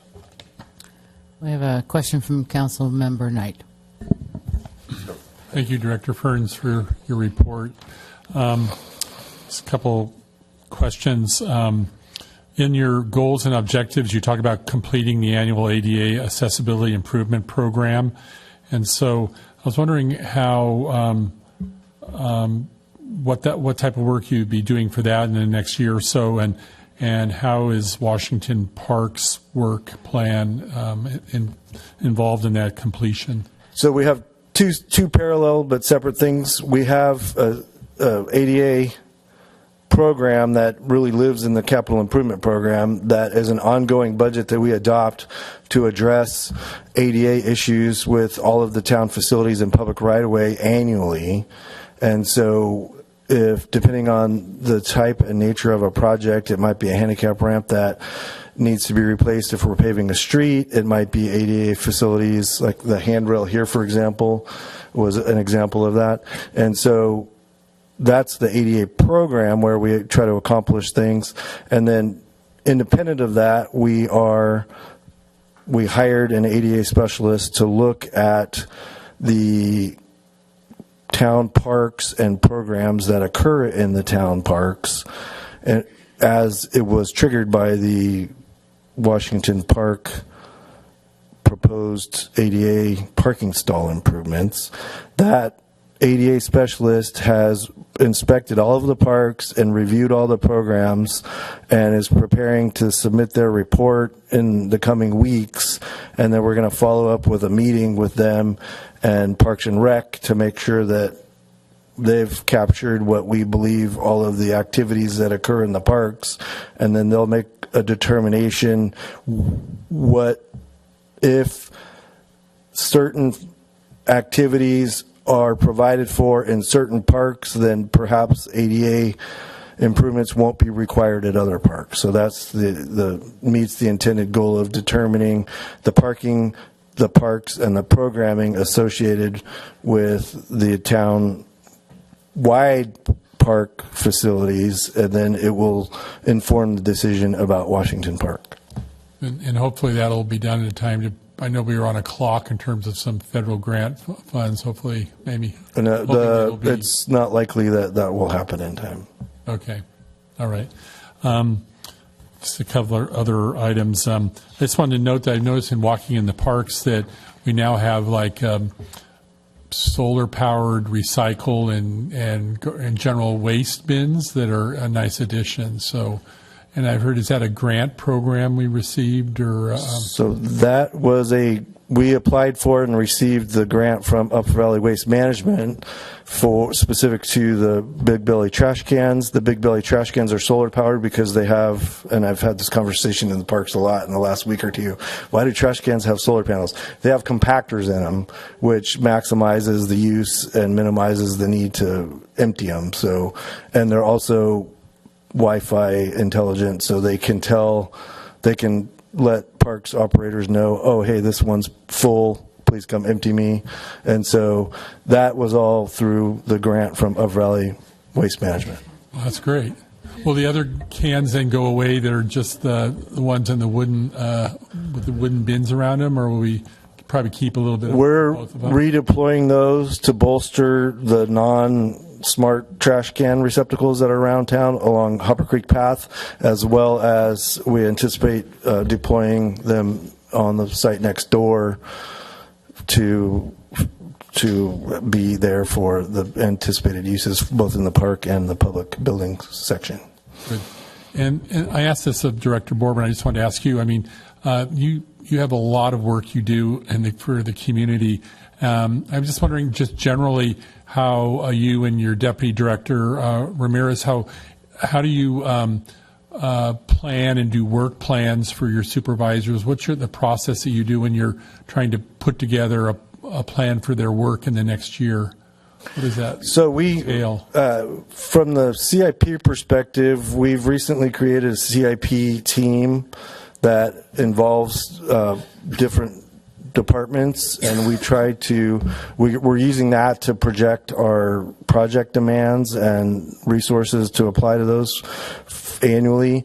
From an operational standpoint, we meet weekly with both Director Ramirez and myself and other staff. We meet with the key staff from the utilities and the municipal operations section, and we really have kind of a weekly ongoing session where it drives the day-to-day needs, but also we always joke that it's in December, it's budget season, and so we utilize those meetings to start the budget process. And honestly, planning the budget process really is the work plan that kind of drives what we anticipate doing in the next year and or 2 years now that we're doing a 2-year budget.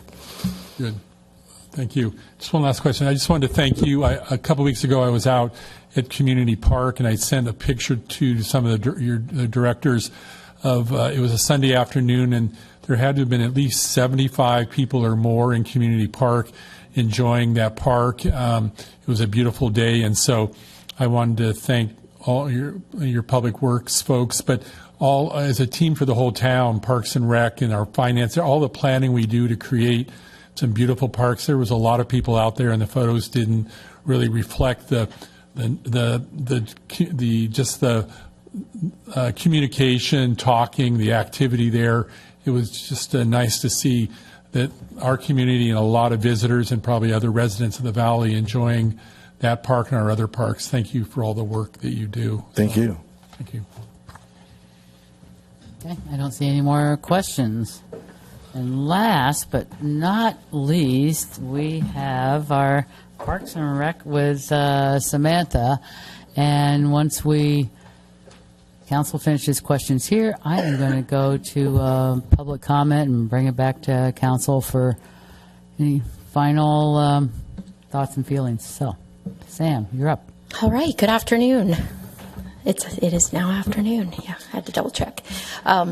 So I'm here before you with the Parks and Recreation budget for the next 2 fiscal years, and this is our organizational chart as it's proposed. The main positions here, obviously, the director, the recreation supervisor, which we just promoted Garrett Cooley, and then the 4 recreation coordinators. Currently, we only have, 3 recreation coordinators and administrative assistant. Currently, we have 2 recreation coordinators and an administrative assistant. So the proposed 3rd coordinator is new, but really not a new position because it is one that we lost during COVID. So this model of full-time staffing brings our department back to its pre-COVID full-time staffing levels. And then we also have a robust part-time staffing model that supports everything we do. Oh, I have to remember to not just change my iPad. All right, so I do 2 slides that are really just the general overview, and then we go into detail in each area. And so these are the projected revenues over the next 2 fiscal years. We break it down into all of these different areas. It's a little, more numbery this year because of the 2 fiscal years. But overall, we do see growth in revenue each year. We're anticipating about 17% this year, and then it leveling off more to about 6% next year. And that, as you can see, has a lot to do with growth in leisure programs. Also in our sports programs, we've transitioned to a different open gym model, which is increasing revenues there, and then camp as well. So here's our expense budget in one chart. So we have some increase in 15% overall next year, and then 7% the following year. The biggest portion of that is two biggest portions really are in the administration and services budget due to some reallocations, which we'll go into, and then the Yountville Arts programming budget, and that's also due to that new recreation coordinator position mostly. So our Parks and Recreation Administrative and Services budget, this is where we have most of the overhead costs for really just the department. So I'm allocated there, all of me now is allocated there. We also have some allocations for other department staff that contribute, as well as all of our general office supplies and equipment and that type of thing.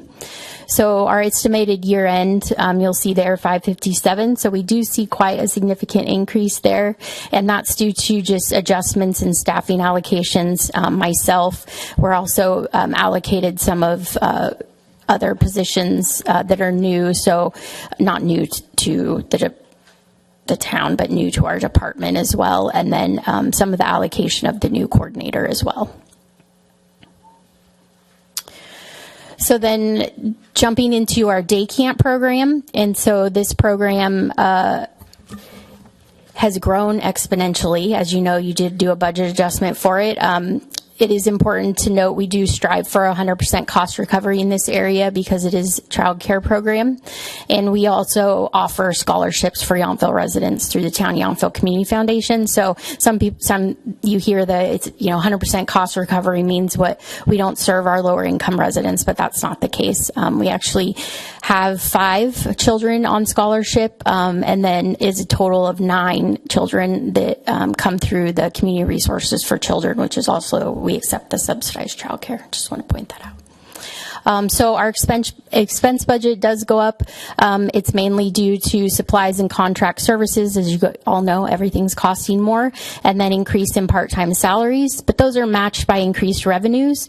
And we also just continue with the availability of space and willing employees. We're able to accept more kids. So we have 75 kids we can accept, and with the prospect of having the elementary school come online and the use of the multi-use room, it really helps us to balance continuing to serve residents during those break periods and offering summer camp, because it is an important service.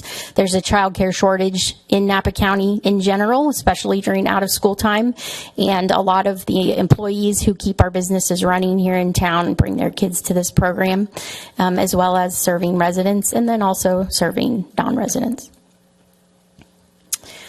So this is our community center operations budget, and as John mentioned, some of the expenses for the community center building as a whole come out of the public works facilities budget, but this is the part-time staffing, the revenues, and the expenses that are specific to running the center for classes and rentals. And so we do see a slight expense budget increase over the next 2 years. We're seeing higher than normal, I don't really know what normal is anymore, but we have recovered exponentially from COVID, and I know we don't like talking about that, but our numbers for rentals and programming have surpassed what they were even prior to that. So we are increasing the part-time staffing just based on the number of rental requests, and then we also see increasing revenues in this item as well. Celia makes us keep the after-school program in here. This is the last year. It will cycle out of the budget, but it's there for historical purposes, and there's nothing there revenue or expense-wise. I blame it on Celia. It's really Kyle, though. So the next is leisure program. So this comprises the golden ticket, our excursions, and then any of the other contract-based classes. And so we do have a slight increase in estimated budget over the next 2 years. You'll see a decrease there in full-time salary and benefits, and that's just due to kind of a reorganization of employee tasks with the retirement of a longtime employee. So one of the new recreation coordinators will be taking on the majority of those duties, which is a lower pay scale. We do see an increase in part-time salaries and benefits, again, just due to the growth in those program areas and supporting it. And then an increase in contract services. So as you know, for the Golden Ticket program, that's already very highly subsidized, and we pay those instructors a class rate or an hourly rate. And then we also have a different model where for non-Golden Ticket instructors, it's typically a percentage split. And so really with new staffing coming on and getting back up to what should be a really successful staffing model for the department, I would anticipate growth in these areas, and I'm really going to push for it. We're also striving to look for new and exciting and higher caliber classes and instructors. So sometimes those cost more. So that's that increase there.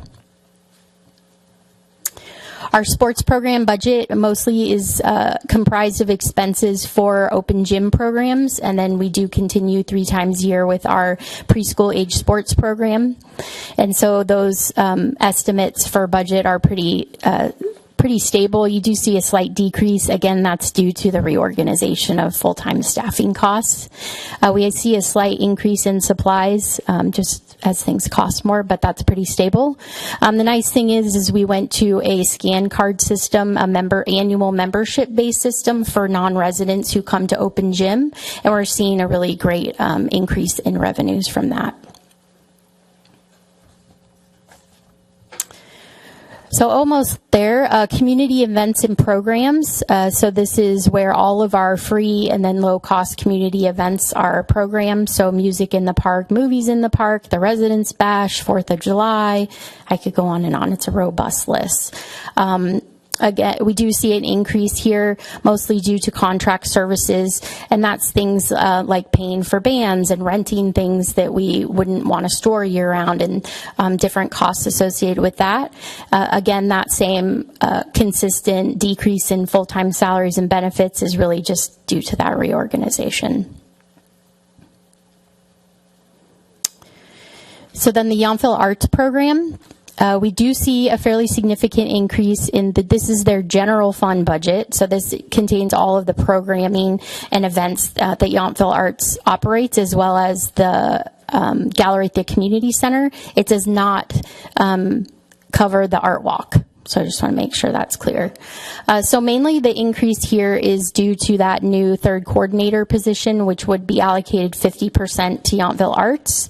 With that, you do see a decrease in part-time salaries and benefits because that person will be taking on a lot of those part-time duties in return.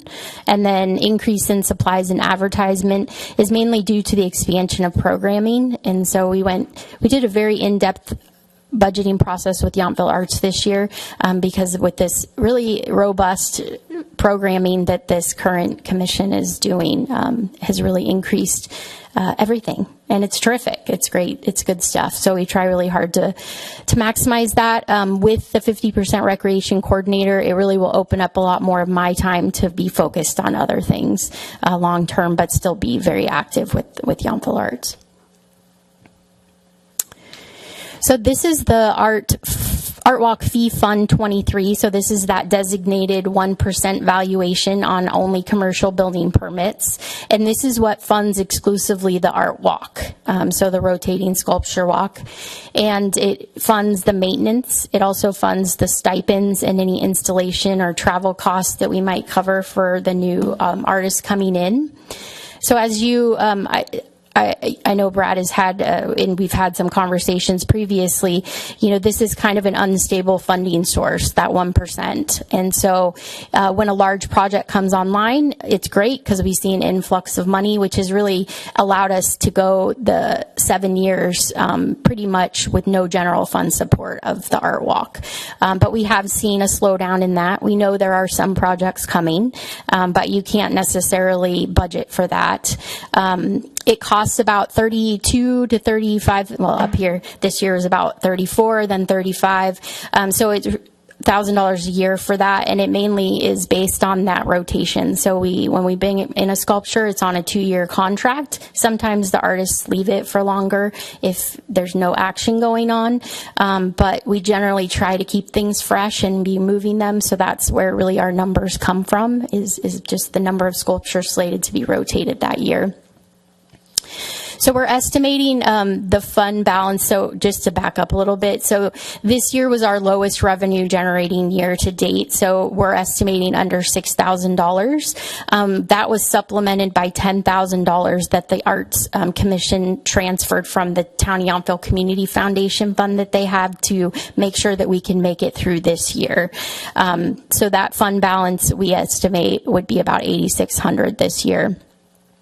We are requesting that the general fund transfer approximately $25,000 in year one and then $28,500 in year two, and that would help to sustain the art fund. But there'll be continued analysis of that. If we do get significant projects that come in, the catch point is that the project has to be finalized before we can move the money from the art fund deposit into revenue. So although we all know we have some projects coming online, the money can't move until they're completed. And that's how the policy is set. So we may be 2 or 3 years away from an influx. So we're seeing a lot of little things like, you know, roofs or a water heater or something like that, but it's not enough currently to sustain the fund. So in working with Celia, we decided to keep the art fund stable in Fund 23, but show a fund transfer. And that's it for me. Happy to answer any questions you might have. Okay, any questions from the council for Samantha? Councilmember Knight. Thank you, Director Holland, for your report. So I guess to reiterate, are you saying that the addition of the rec coordinator is an addition maybe in this next fiscal year, but you're really getting back to what your staffing levels were before COVID? Yes. So going into COVID, we had 6 full-time staff in the department, and then we had a retirement that we didn't refill, and then another retirement. So yes, 6 is the full-time staffing level we were at prior to COVID. I appreciate the report because I looking through the allocations, it's more easier to understand when it looks like you have like your leisure rec coordinator has a 95% role, and then one of the rec coordinators will be 50% with the arts. So it feels like I do what I like about this is it feels like you're getting the staffing to have programs work and not for you to be always in the midst of everything. So I'm glad to see that you're adding staff back in because you're going to be able to do things, and this change in your work or your organizational chart where you have a supervisor that will at least be supervising one of the coordinators, which is I think a good change too. So I thank you for your report here. And I just wanted, I asked the other directors, I just would like to ask you, in terms of with all your rec coordinators and your supervisors, you do a lot for the community, but how do you generally do your work plan conversations with your staff, and how do you, set, their work schedules?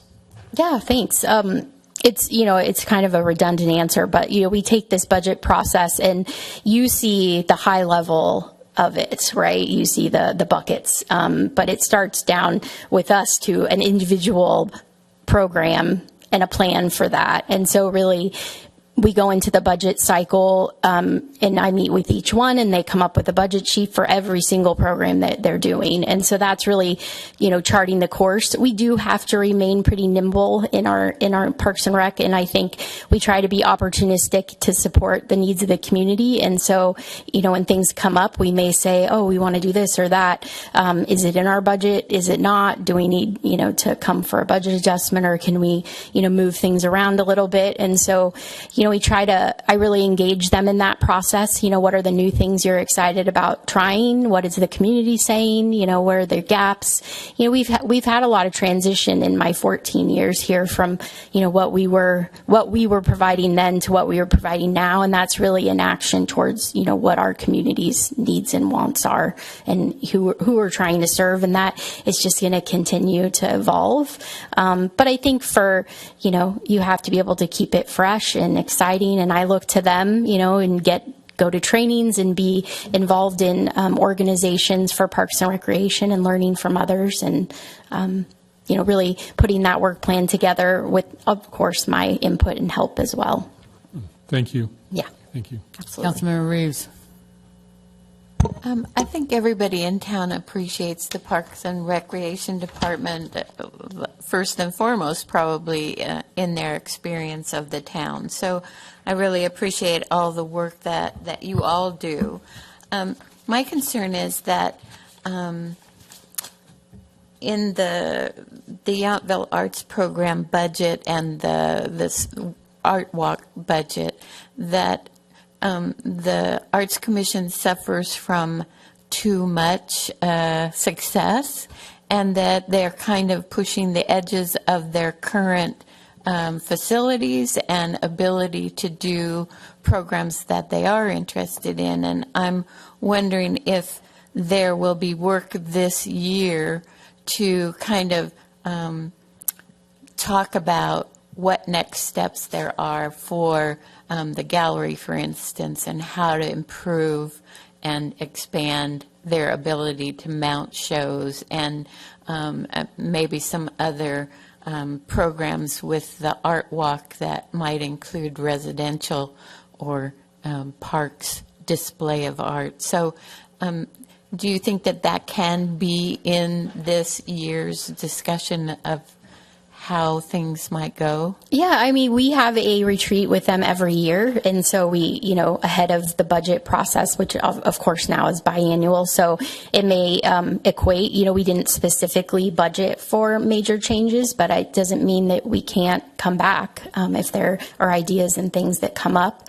And I think I've really worked with them to kind of guide that. And I'm excited to look at, we have having someone come on 50% of the time to really support them in their programming needs, so that I can be working on, longer term thought process of things like that with them, I think is a goal of mine. So yeah, I don't think of all the, groups, they're of course always thinking and doing. So I think those are definitely, the door is open. Great, thank you. So with that, Town Clerk, did we receive any public comment before the deadline yesterday? No electronic public comment was received. Okay. So public, here's your chance. I have a few closing comments, then we have the public comment slides. Okay. Give me All right, good. Okay. 5 minutes, and I want to start by thanking, all the presenters. Obviously, you have great department heads here, and I think great staff in general, and I've been super impressed with.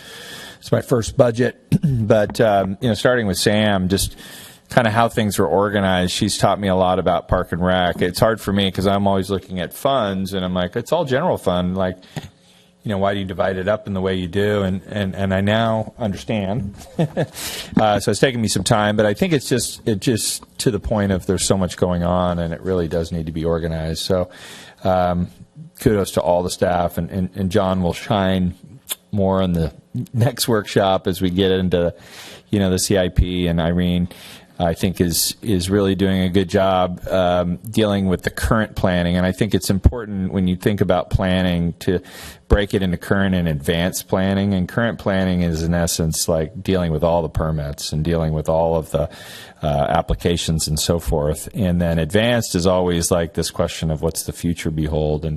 And she does both. I try to support her as much as I can on the advanced side. But when you get into things like trees and other things, what I would say is that you never finish advanced planning, right? It's one of those things that just constantly cycles out, just like the CIP. And then Hillary, in her acting role, obviously is holding down the fort as we try to, expand and staff that department. And then finally, the rock stars of the two rock stars of the finance world, with Celia obviously in her new role, but her expertise shines in finance. And then it's been great to work with Kyle through this workshop, and I appreciate your discipline to the history and all of the things that accountants have to do in order to make sure we have records that, not only are audited and, we deal with all of the regulations that are above us in terms of government. But I think it's just, as I come in and do my first budget, looking back is clearly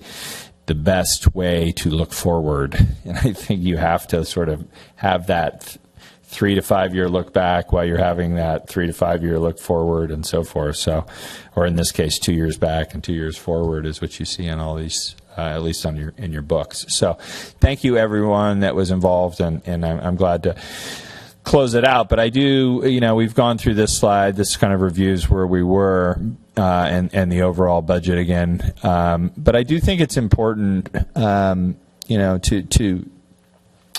sound a few alarms, because, especially as you look beyond the 2 year window, there's things that are unpredictable and things that have to be front of mind as you consider the long-term budget. And we all know about the volatility due to our dependence on transit occupancy tax. Our hotel tax can be volatile. However, I think surviving COVID, I guess we can still talk about COVID one more budget cycle, was a clear indicator of our resilience. And I do think that although it is an issue, I do think that, it's hard to imagine. I mean, we can probably what if a lot, significant incidents, but COVID was probably as significant as it can get as it relates to hospitality, and you obviously came out of that in a good spot. The Yes site acquisition is, the elephant in the room, and we have in this budget that you're seeing the funds that we talked about initially, which was beyond the $11 million, the $1.5 million for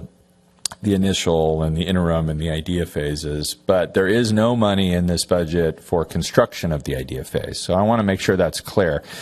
Whatever we build over there will require its own funding and financing. So that's an important thing. And I think the reason we were able to acquire it was because for the past 3 to 4 years, you've been saving up for this acquisition. So saving up for things like whatever's going to be constructed is good policy. So I would encourage you to think about that as we think about CIP in particular and how we spend money. I don't want to go deep into the VLF, but those of you that went to the NICLOG meeting this past week got a lot of information on this subject. This is a complicated state-level funding challenge that relates back to the school district and basic aid and enrollment. But it is something that Napa and a few other counties in California are having to deal with, mainly because of property tax being high and enrollment being low. So you get to a point where this vehicle license fee, which was in essence, this goes back to Gray Davis. So for those of you that remember or maybe forgot about Gray Davis, he basically created this issue by lowering the fee, and there was this triple flip and all of this backfilling of revenues in order for schools to continue to operate, and local governments were all affected, and now we're getting to this place where it could be a major issue, mainly for, I would tell you, the county and the city of Napa, but Yountville would be affected unless there's legislation that's proposed to correct this problem. Which leads me to the next bullet. There's always state legislation. It's hard to keep up, right? You look at all of the proposals, and this is the time of year where it gets scary because we're all talking about the what ifs. A lot of it comes back to local control, and this is whether it's housing issues or revenue issues, something that we always need to keep our eye on the ball and make sure we're looking into the future, because, when the state has budget woes like it is having now, they tend to try to come at local government, right? And this is a historic tug of war that we just, need to, again, keep our eye on the ball. And then we do what I'll call a 7-year forecast. I'll show you on the next slide what that looks like. This is something that Kyle and Celia put together, I think, each year. I'm not sure that it's really been focused on, but I do think it's really important, because when you're looking at in this graph is actually 10 years. So you're looking 3 years back, you're looking at the proposed, 3 years back including this year, so I should say 2.5 or whatever, 2+ years back, and then the current year, and then which is the two P's are the proposed, so that would be 2025 and 26, which is what we're proposing for the 2-year budget. And then you have 5 years that are forecasted. So this is a 7-year snapshot because it's the 2 years that you're seeing in the biennial budget and then 5 years beyond that.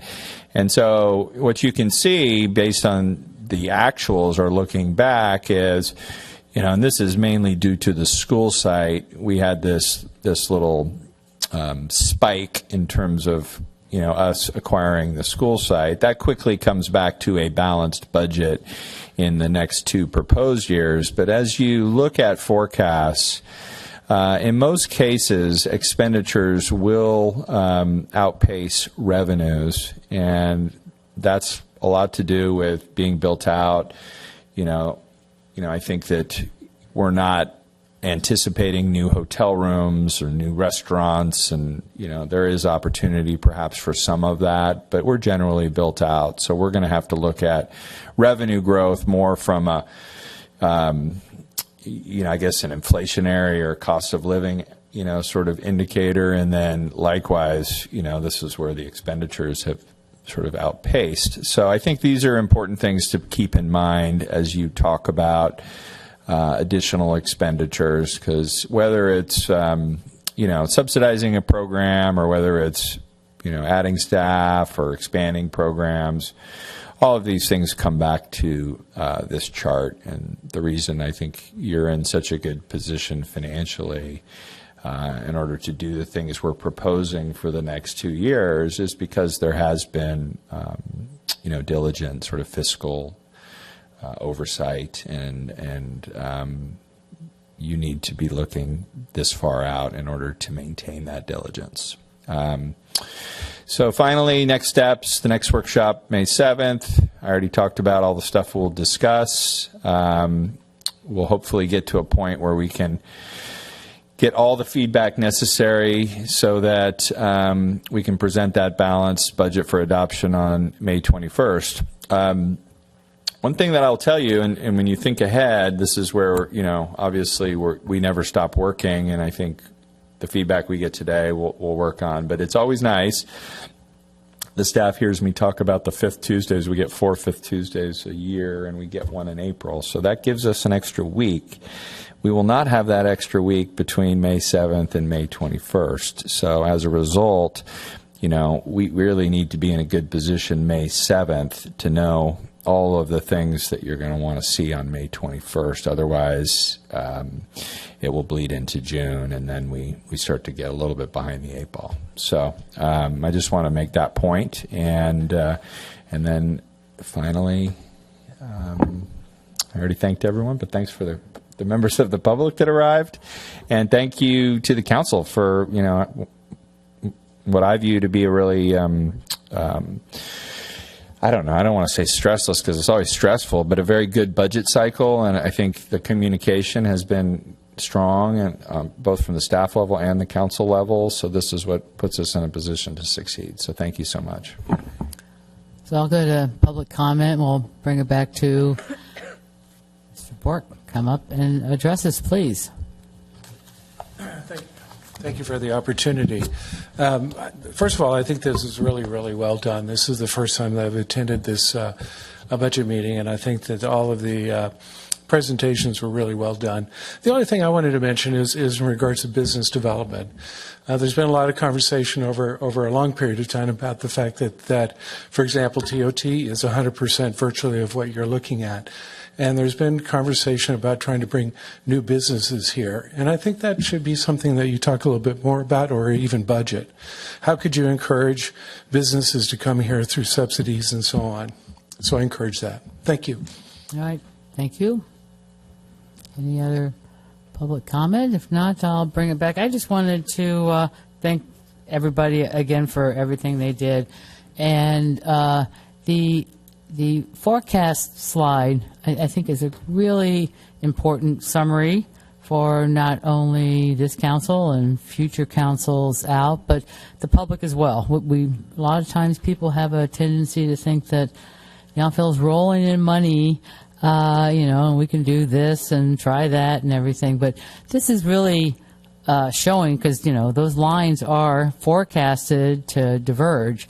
And not too far out. And we all know what that means, or could possibly mean about things that we'll be able to kind of keep going and the projects that we have now. So I think it's important to always kind of remember that that potential forecast is that everything we're doing now, that if we want to continue without adding more things, is going to possibly make those lines diverge even more. So it's really important to, especially, to me, I'm sure to the rest of the council, to really keep in mind about that as we talk about new things to do. And, sometimes if you want to add something, what do you want to subtract? That's what I usually ask people. If there are things that we're doing now that we really don't want to do, then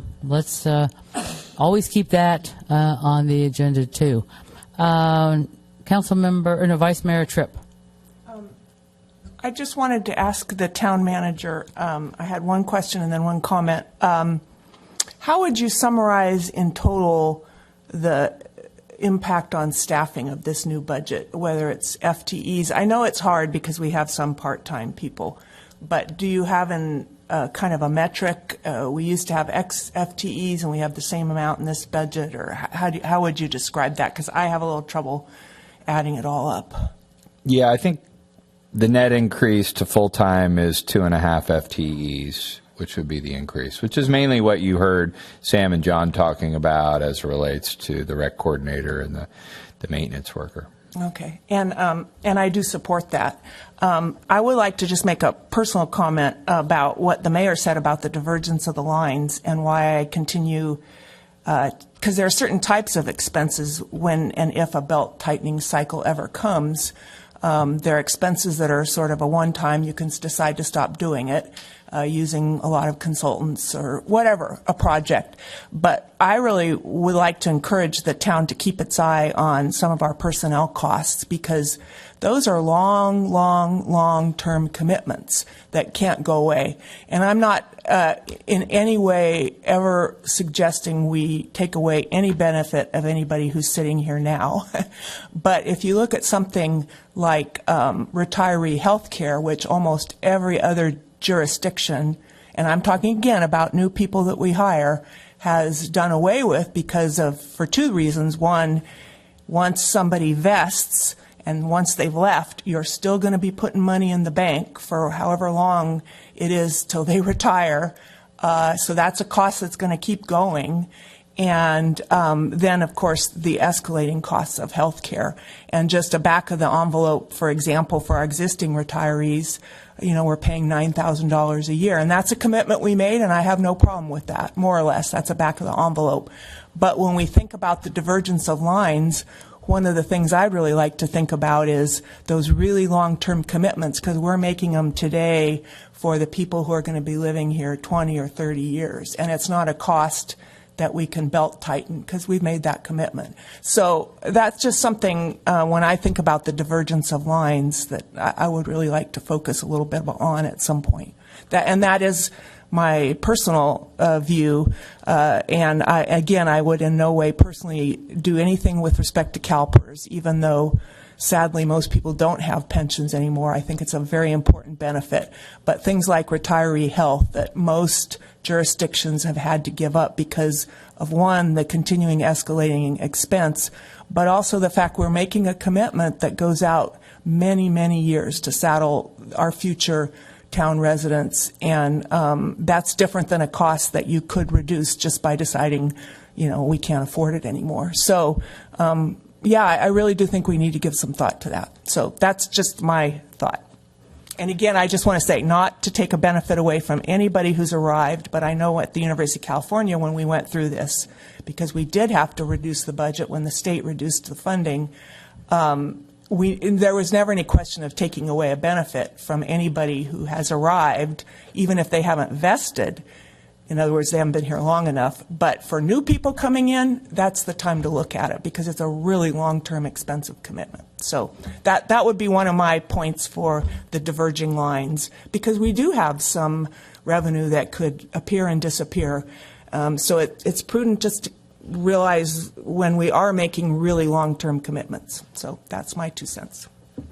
And maybe just to that point, we can take a deeper dive into our trust funds and how they really operate, because that's I don't have as big of concerns, because the past councils really kind of put that in place and how that really all operates.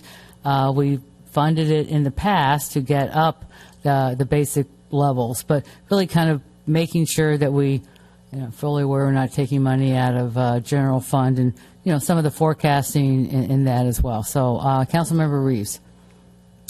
I would very much like the council to engage in that topic of discussion.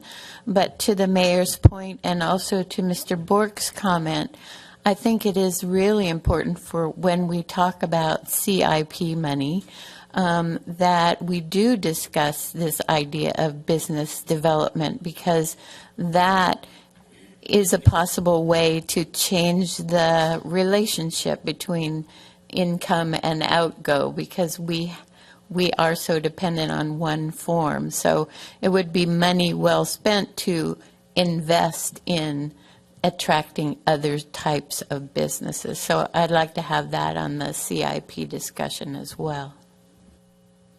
Councilmember McKee Camp. I feel like not only do we need to attract other businesses, underlying, importance is the businesses that we have here that are sitting shuttered for too long. I don't think there's enough incentive and motivation to get the V Marketplace across the street open. Now it's tourist season, and almost daily people ask, what is there to do here? And it's wonderful that we have some shops in town and we have an art walk, but people remember that as a destination. And I know you're also working with the north end of town and trying to figure out how to get business there. But we can only attract new if what we have here is open, and the businesses that are here are only going to thrive and stay in business if everything is working in tandem. Okay, thank you for those comments. So with that, I will entertain a motion that we adjourn our budget workshop until 3 o'clock for our regular town council meeting today. So moved. We have a motion.